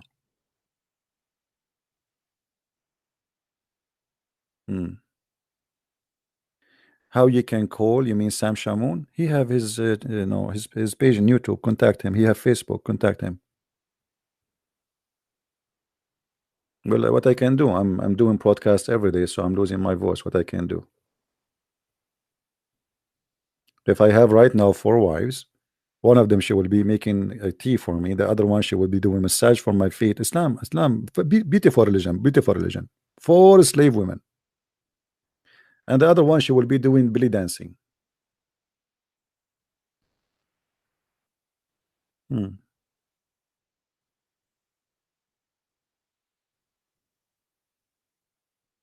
أنا يا عبدول عصفور طل من الشباك وقال لي يا نونو. نسينا النونو؟ نونو. It's about a bird. He sound better than your Quran.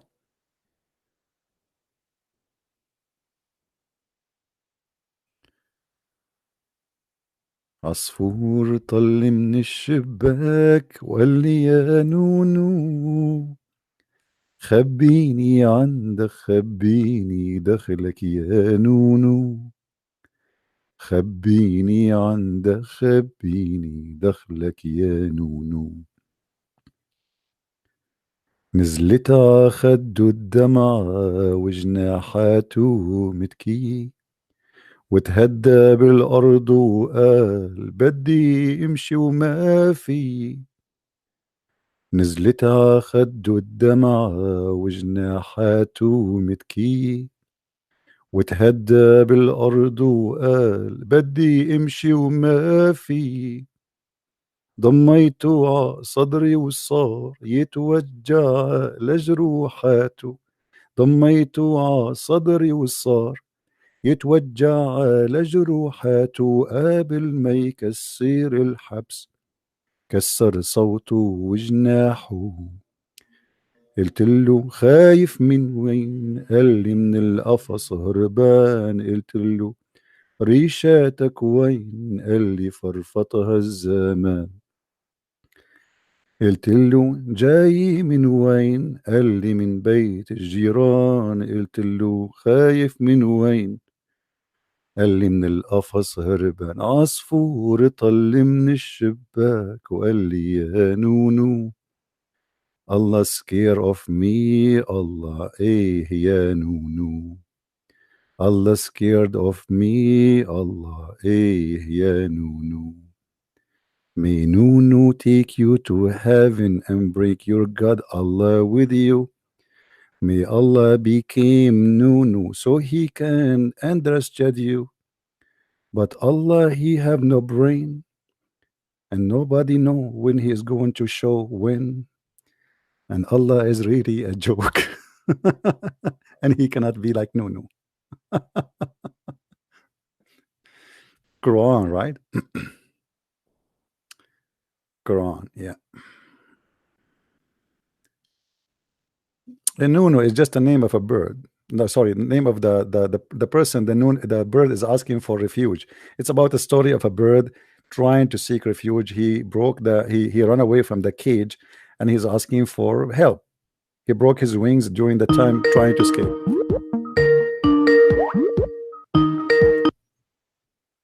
Hello. Listen. Hey, my friend, how are you? Thank you. But I want to tell you that God bless you. Thank you, my friend. هاي الحلقة يعني. Your voice is really good. Oh, okay. You're calling for that reason? Yeah. I'm going to change my career now. Okay, all love, Christian Prince. Thank you very much, my friend. We are just showing them that what they say to them about the beauty of the Quran. It doesn't matter really. You bring a guy, somebody, he's saying a commercial. The commercial will stuck in your head. Like there's a commercial I heard when I was a kid. I cannot get rid of it, because especially when you're a child, it's stuck in your head. That's it. The commercial, it was beautiful. You like it about candies. Yeah. What does have to do with how beauty, especially if you don't even understand, they are singing for them the Quran in a language nobody understands. So what is the beauty about it? Yeah. From the age of 2 years and 3 years. Yeah. All right, my friend. Thank you for calling. Once you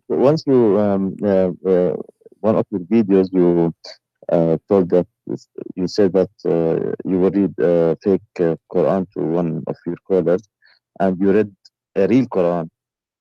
Okay, and he refused it. Yeah. Actually, I know. Yeah. Okay, God bless you. God bless you. Thank you, my friend. Thank you. We love you all. Take care. All right. Bye-bye. Bye-bye. Bye-bye.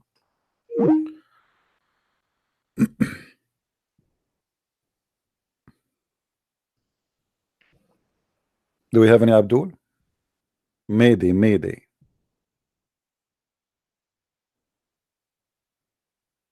Any Abdul?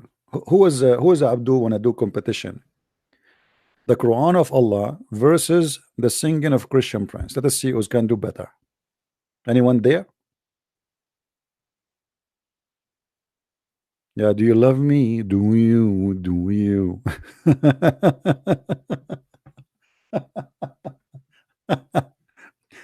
Do you hate me? Do you? Here we go. We have Quran.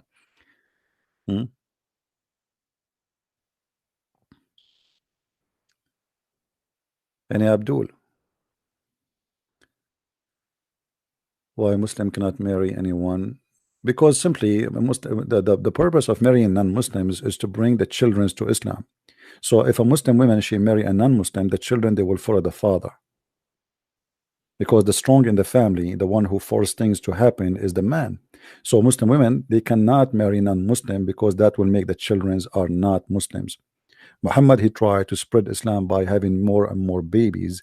So he allowed them to marry from non-Muslims, but not vice versa. All right.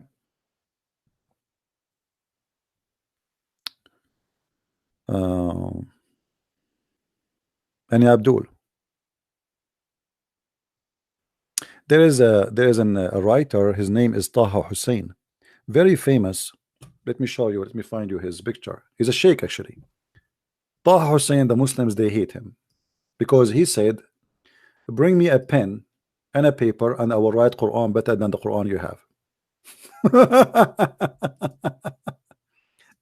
And this guy is a super duper in Arabic. I mean, this guy is something. Let us go. Let me start. Let me find you the images of this Taha Hussein. He's a blind, by the way.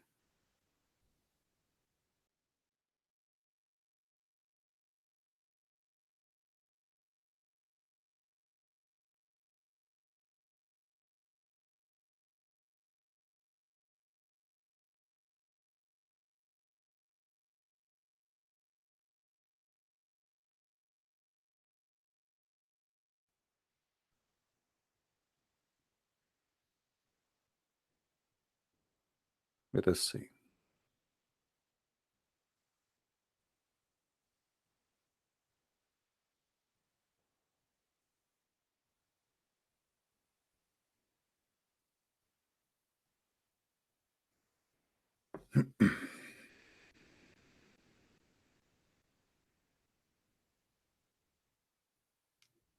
Do we have any Muslim on a call?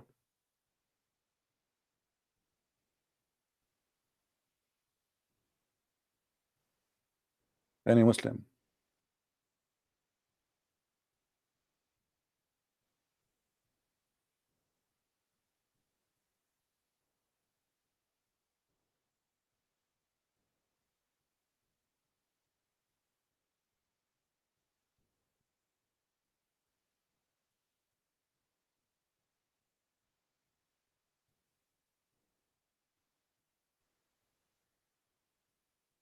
Any Muslim? What's happening to the Muslims?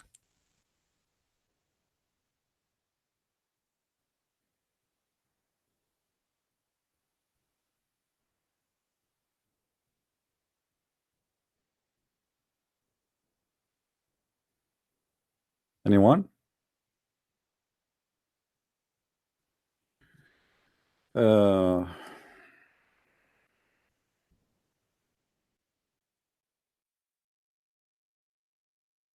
Even Muhammad, he claimed that he can write Quran better than the Quran of Allah.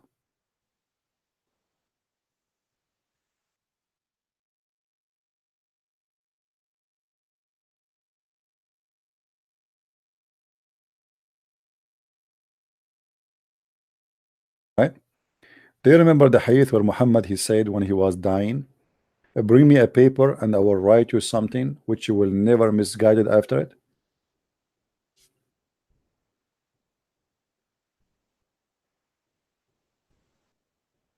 Let us see if we can find the hadith.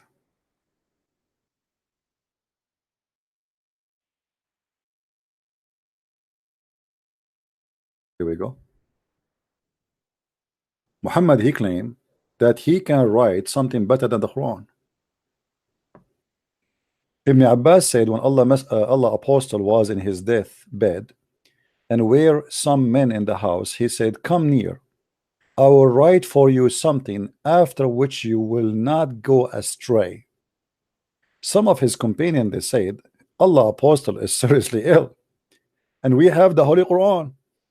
So what is that Muhammad he will write which is better than the Quran? Because obviously the Quran is not good to keep you not misguided. You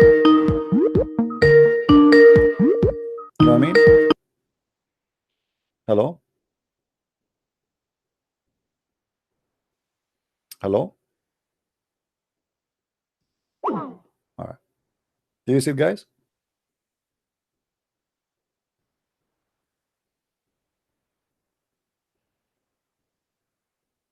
He want to write something to you so you will never go astray.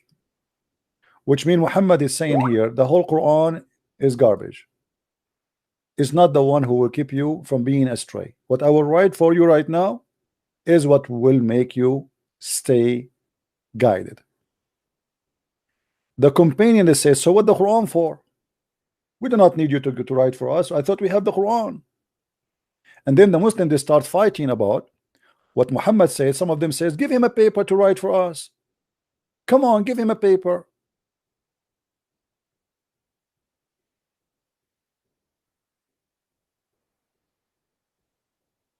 What was Muhammad going to write for us, which is going to keep us not to be misguided? So what was the Quran for? Any Muslim have an answer?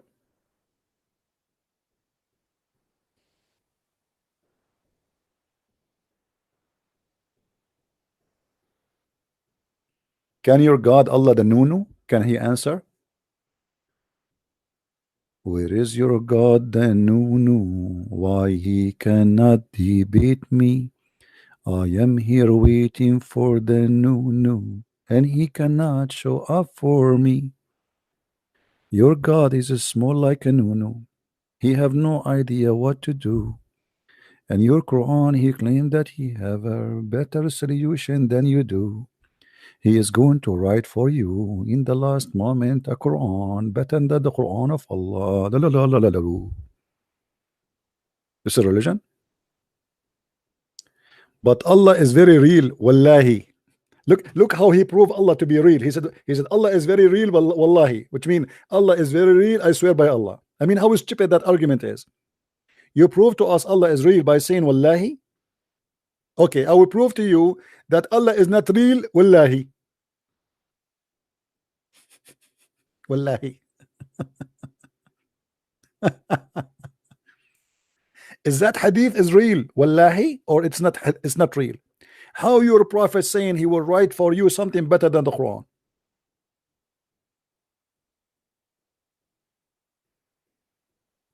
Can you tell me?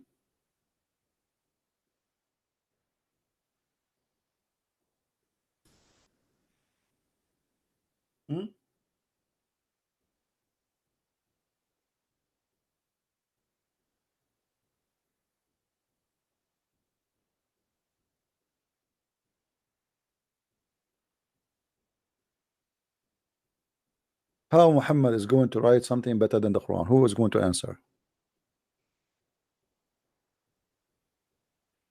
Any Muslim? Wallahi.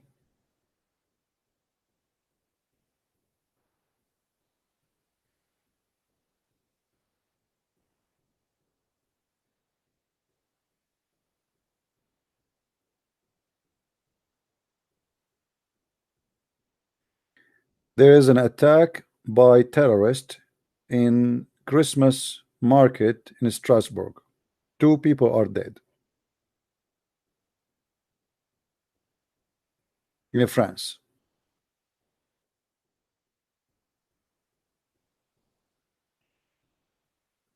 Okay. Bring more people to Europe. I mean, we need more.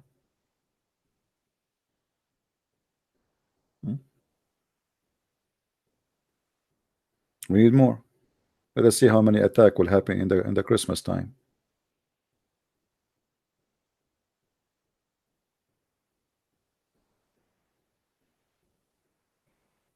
A guy was arrested yesterday in Ohio. He was preparing to attack a Jewish synagogue. A Muslim convert.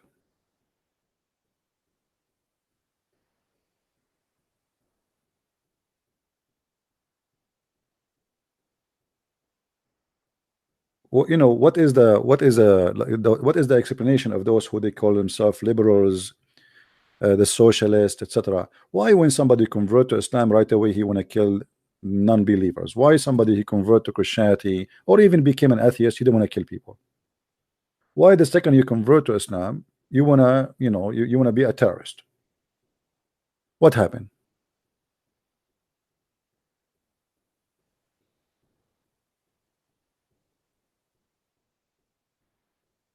No, I do not know about that plan. Anyway, guys, I think we have enough for today. I hope we have a good time together, and I hope we explain many points. And excuse me for my singing if you don't like it. We are just making a point.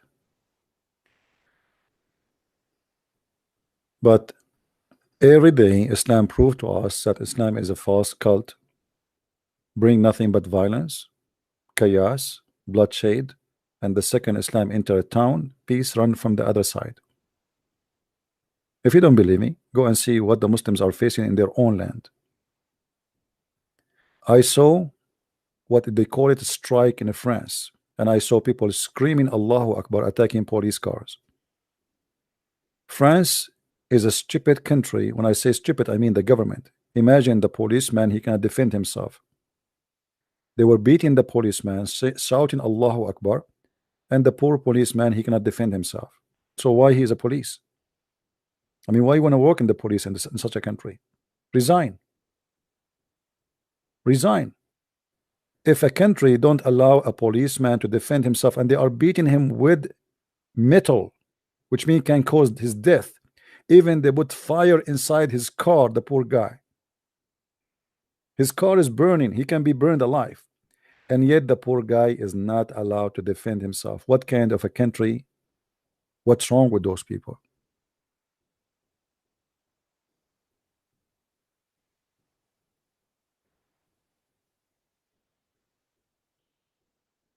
Right? A country where police cannot carry guns, they better not to have police. They better not to work in the police.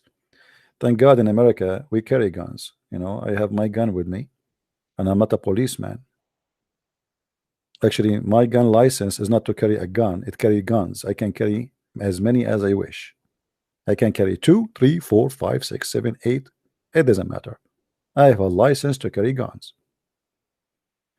So you see, carrying guns is not a problem. The problem is if nobody allowed to carry guns, only criminals and terrorists can get guns, because always those people, they can get their hands on guns. They have a market they can go to and they buy their guns. So you are the good citizen, you will not have guns. The police don't have guns, the terrorists have guns. How stupid that is. Why you need to carry a gun? Why not? As long people they carry guns, you carry a gun. Why not? You want to be an easy target for any criminal want to shoot you? What's wrong with carrying a gun? Why what is the problem? Why you need to carry a gun? What is gun is made for? For me as an Arab, we use it as a toothstick. I don't know what you use it for. This is your opinion. You are not fan of guns. I'm a fan of gun. A house have gun is a hard deal house for a thief. If the thief he knew that the owner of this house don't have a gun, that's mean you are asking him to come. You have a gun, you don't have a gun. As simple as that. But when a thief he knew that everybody in this neighborhood have a gun, he have to think 1,000,000 times before he jump from your window. Is that correct? It's not guns who make you a bad person, it's what you do with it. Are you getting my idea? Guns is not the one who kill people, it's people who kill people. So here we go, I have guns since I was a kid and I don't kill people. So what's wrong with having guns? But if you decide to be a criminal, you know, you're not even a license, you do not need a license for a gun. You go and buy a gun from the black market and then you shoot people.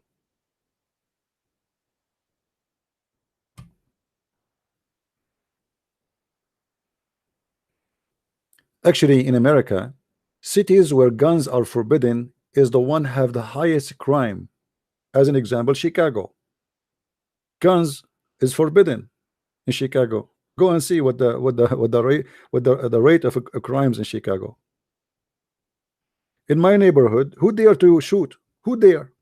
They will make you like a screen door in a second. Once I have a friend, he came from the backyard, my backyard. He was just joking with me. So he put his head in the back window, and before he moved his head, he found 2 guns in his head. My neighbors right away, they came to my yard, and you know, the guy got scared like hell. I told him, why you are coming from the backyard? He said, I was just trying to make a surprise for you. I said, here we go, you got a surprise. Surprise. You are lucky they did not shoot you. So you want to be a criminal, you will get people who can deal with you. But now in France, the police don't have guns. The police are beating terrorists, they are attacking you. So who's going to protect you? What the point of having a police if the police himself cannot protect himself? Do you remember when the terrorists they attacked the newspaper in France, the one who made the cartoon? You remember? Two poor policemen, they came in their bicycle and they have no guns. I mean, why you came? Why you are coming? You heard that there is a shooting and you are coming with your bicycle and you have a stick with you? So what the terrorists did to them? They shot them dead in the spot.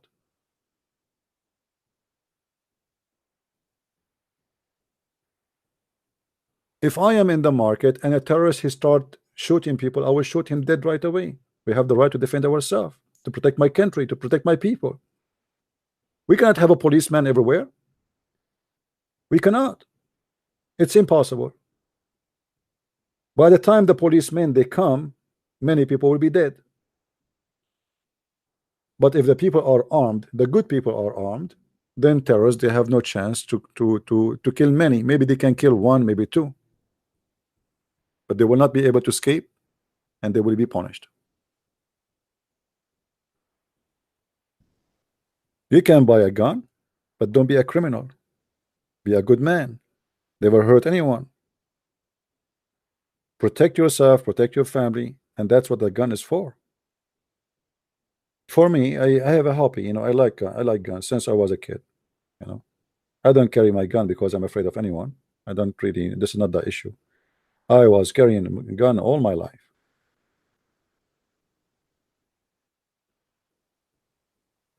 And by the way, the gun I carry is plastic.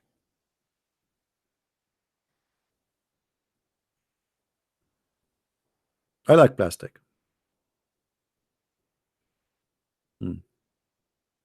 Any Abdul?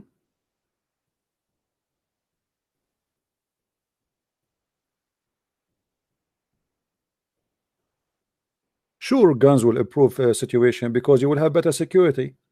A terrorist, he knew that if he enter a market to shoot people, the people themselves they are armed. But he look what the terrorists they do now. Like now, they attack in the market. They look, there's no police around and nobody holding guns, so we shoot them and we get away with it. But if they knew everybody there is armed, they knew when they shoot, they will shoot back at them. So yes, it's going to improve. And I just gave you an example. Chicago in USA, there's no guns. It's not allowed, but it is the highest crime in USA. So here we go. You forbid guns in Chicago. Did you solve it? No. It became worse because only criminals they have guns.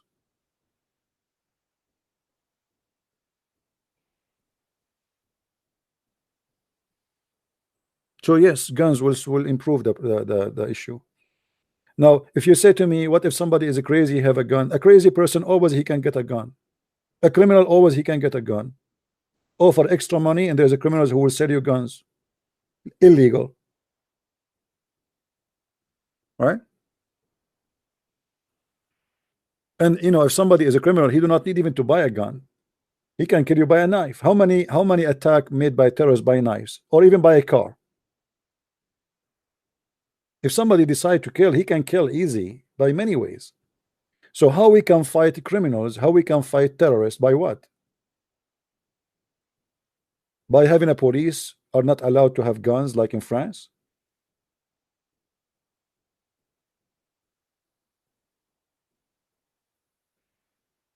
How you can stop them? Do you remember the terrorist who have a big truck and he was going over the people in France, killing tens of people? If there is one person have a gun, he will shoot him and he will get him killed right away.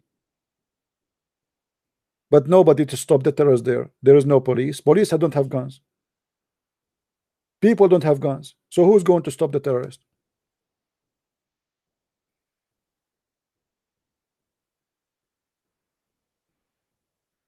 We are against violence and we don't support violence. We are not supporting guns because guns is something for fun, but we have a problem. Can you have a policeman in every door, in every street, in every market, in every store? No, you cannot. And even if you have a police security person who have a gun, the terrorist, the first thing they will do, they will shoot him dead, because the one who starts first is the one who get the surprise. Correct? So let us say there's a store and there's two policemen there.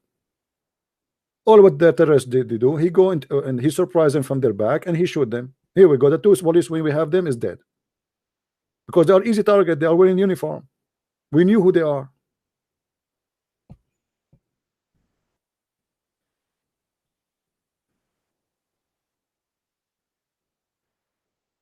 Yeah, those you know, Republican and Democrat, they have a lot of issue about this issue. But what do you want to do? I mean, if you're already against guns, then you should not stop people from driving cars, because cars can kill more than guns. Actually, people, they die by car accident a lot more than people die by guns in USA. We should ban cars. We should ban knives. We should ban rocks. Oh boy. Anyway, guys, I think we have enough for today. And me myself, I believe that every good citizen, he should be armed and ready to defend his country. It doesn't matter what your country is. A house without weapon is an open invitation for criminals. A criminal, when he knew that you are armed, he will think 20 times before he jump from your window. Don't hurt people. Defend yourself. Don't be a criminal. Defend yourself. The right of defending yourself is something right to do. Hello? Yeah, hi, my friend, my brother. It's Mr. A. Hey, how are you? I'm fine, thank you. And you? Alive. Oh, thank God. All right. What do you want to thank say? The whole one. What do you want to say, my friend? I wanted to see if I can share with the viewers a short encounter between Jesus Christ, the Holy One, and Abraham. All right. Very interesting, very short, but it's very good to our Christian brothers to know that our Messiah, the Messiah, and the Holy One was written about 2,000 years before he even was born as a human. All right. And all Muslims and all Jews, listen to this, because this is the Son of God. This is the Holy One.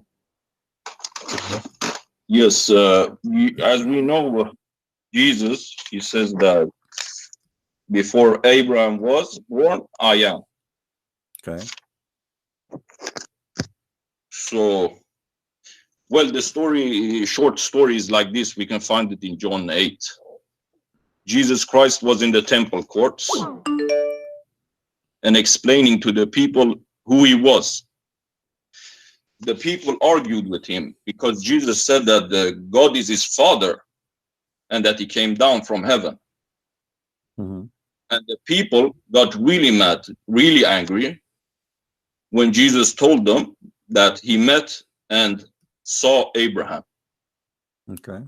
Jews there in the temple court got very angry when he said this, because that was crazy to them, because Abraham was on this earth 2,000 years before Jesus even was born.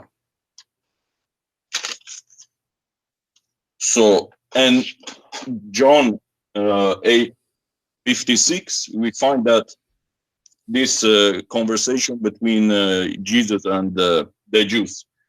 8:56, Jesus says, your father, or John 8:56 says, your father Abraham rejoiced at the thought of seeing my day. He saw it and he was glad. So in John 8:57, they answered to the Holy One, you are not yet 50 years old, they said to him, and you have seen Abraham.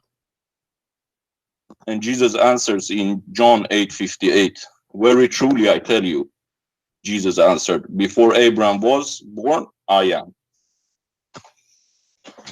Right? All right. Yeah. Well, we mentioned that already today in our podcast in the beginning. Exactly. Okay. So if Jesus said he saw Abraham, then in the story of Abraham, maybe we should find someone that is Jesus, or an encounter with Jesus. Well, there is a mysterious encounter that took place in the Abraham story in Genesis 14. Genesis 14, we learn that Abraham and his people were in battle. as Abraham was returning from the battle, he met someone who was very interesting on his journey. He met someone that came out of nowhere and was referred to as the king of Salem, or the king of Shalem. His name was Melchizedek. And well, this is in Genesis 14. It says like this, Genesis 14:18, 2,000 years before Jesus was born. Then Melchizedek, king of Shalem, put that on your mind, king of Shalem, brought out bread and wine. He was a priest of God Most High. So this is Genesis 14:18. Genesis 14:19, and he blessed Abraham, saying, blessed be Abraham by God Most High, creator of heaven and earth. I don't know why my voice is coming back. No, we hear you fine. There's no problem. Maybe you have your YouTube running. No, while you talk to you, the YouTube goes away. But so I continue here. Genesis, that was Genesis 14:19. Genesis 14:20. And praise be to God Most High, who delivered your enemies into your hand. Then Abraham gave him a tenth of everything. So imagine, who is this guy coming out from nowhere, Melchizedek? Who is this great man that the prophet of God gives him a tenth of everything? Well, if you see Genesis 14:18, then Melchizedek, king of Shalem, king of Shalem. Shalem in Hebrew or Aramaic translated means peace. So it says, really it says, then Melchizedek, the king of peace. And Jesus is the only one referred to as the Prince of Peace. So we got his royalty, like the Father and the Son. But anyway, King and Prince of Peace. So King of Shalem brought out bread and wine. So bread and wine with Abraham, and he blessed him. This sounds very much like the communion of Jesus Christ, the Holy One. All right, my friend. The communion we have today in the churches. Well, you know, we can spend the whole day quoting verses from the Bible about this. You know, it's this, enough. It's enough. Only this last part I will tell you. Okay. And they said he was a priest of God Most High. So he was a king and a priest. Only Jesus Christ, the Messiah, is referred to as king and priest in the Old and New Testament. So we got the King of Peace having communion with Abraham, and he is called king and priest, and this is only the Messiah. So when Jesus tell people, I have seen Abraham and he was glad to see me, you can find this encounter in Genesis 14:18. You can see it easy without going there into those verses. You can go to Genesis 18. It's very clear there that God, he came to Abraham and he spoke to Abraham, and he came as a man. So there's, you know, that's it. This is why Jesus, he said, Abraham, he saw my day, and he mentioned specifically, actually, at chapter 18, I believe, where chapter 18, verse number 1, you can read it. It says it clearly how Abraham, he came, how God came to Abraham. But anyway, you know, when you speak to Muslims, they will not be listening to any what you said.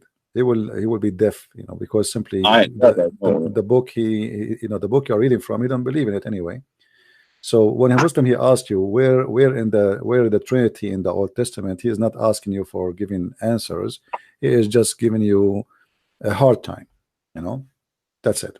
Yeah, exactly. To say, okay, let us see what he can do, where it says that. And the Muslim, most of them, they are copy paste from each other. They heard somebody saying, we cannot find one place Jesus says, I am God, worship me. All the Muslim, they ask the same question. The Muslim will come to me and he will ask this question. I answer him today. He come tomorrow, he asks the same question. He come the week, the same question. Even it doesn't matter how many times we answer them, but they will play deaf, and they will play they never heard the answer yet. Like when they debate, you know, any Christian, and they say, where Jesus said, I'm God, worship me. Is it really, I mean, isn't it amazing that this is stupid to say? Because there's tons of verses in the Bible says Jesus clear saying that, and yet the Muslim, he challenged us to show him one verse. Show me one verse. Isn't it Jesus say to the Jews, what do you say of the Messiah? They said he is son of David. Then he said to them, well, if he is a son of David, then how David called him my Lord, my God in his spirit, and he called him Jehovah, you know. So yet this is Jesus talking. This is not Luke, this is not Mark, this is not John, this is Messiah himself speaking. I'm the way, I'm the light. It's only God that is the way. Yeah, but you see, God. always what do you want more? I don't understand. Always try to focus in hitting the head of the snake before you explain about Jesus, because the head of the snake is not going to let the snake, you know, listen to you. Unless that I understand. This is more for the Christians. Yeah, this is for the Christian. Always when I debate Muslims, you notice right away, I don't go and show from the Bible, because I'm just wasting my time. You know, I get him busted from his religion, and then after he agreed that his religion is stupid, then we can go and we can speak about the Bible. Yeah, even if you have told them hundreds of times, man, the child will not be a boy or a girl depending on who orgasms first. It's scientifically proved. They say no, but if the Quran says it, I believe it.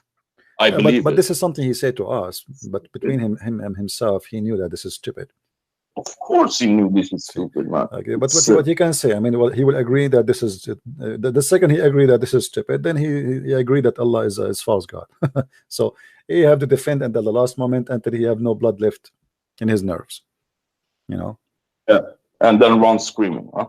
Yeah, but anyway, God is good, and as you see, a lot of people leaving Islam left and right, and you know, here we go. We are here live every day for how many hours? Where is the Muslims? When a Muslim today he decided to call me to get me busted, he was smoked in the first 30 seconds. Did not take me even 30 seconds to get him smoked. I didn't hear it all, but I hear the end of it. Yeah. All right, my friend, it's time for me to go. I cannot stay longer. I have to apologize. Thank you very much for calling, and thank you for the quotation you have for us from the Bible. Yes, of course. God bless you. Take care, my friend. All right, guys, it's time for me to go, and I will try tomorrow to do a live podcast too. As you see, I'm doing my best. Like in the last 15 hours, I have 15 hours? In the last 24 hours, I have 15 hours podcast.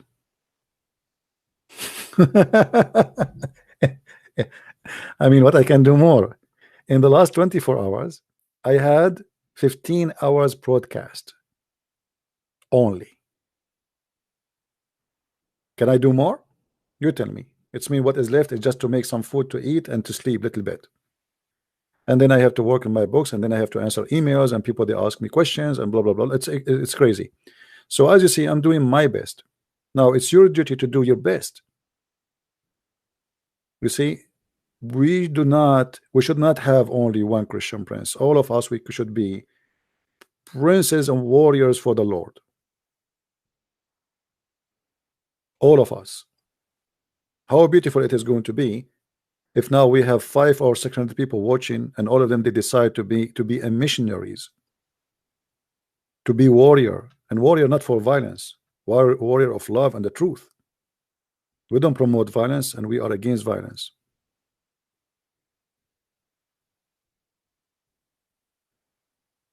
So you have an opportunity to serve your Lord, and time will come, my friend. Time go very fast. Yesterday I was a kid. Just yesterday. I remember myself playing in the street. So time go extremely fast, and time will come, and your life will be taken from you, and then you will be asked one day what you did in your life. Who are you? What do you want to say? I am a social security number. I'm a person who own a house, a car. What you will do? Imagine you spend your life and you never bring one person to Christ. So how you can call yourself a Christian? And the Bible is very clear about that. That they will be known from their fruits, which means you are required to bring fruits. Otherwise, you are a fake Christian. You have no fruits. You have no Christ. A person who have no fruit is the same as a Muslim who believe in a pagan god. He kisses stones.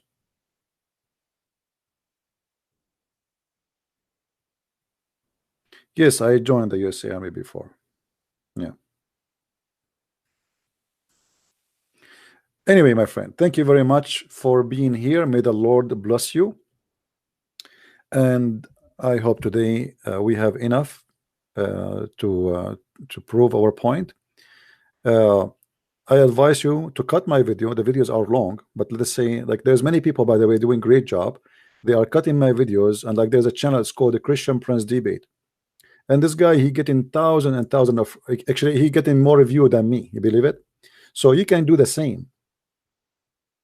Let everybody see how Islam is in this ability. You can cut only the debate if you wish, because debate is a great example of the disability of Islam, not Muslims. Muslims are poor people. We know, we feel sorry for them. I'm not against Muslims. I don't hate them. I will never hate them. I am fighting the cult of Islam, not a poor Muslim. I am here to serve the Muslims, to bring them to Christ, to help them, not to hate them. So let us show the whole world how silly the idea and the religion and the cult of Islam.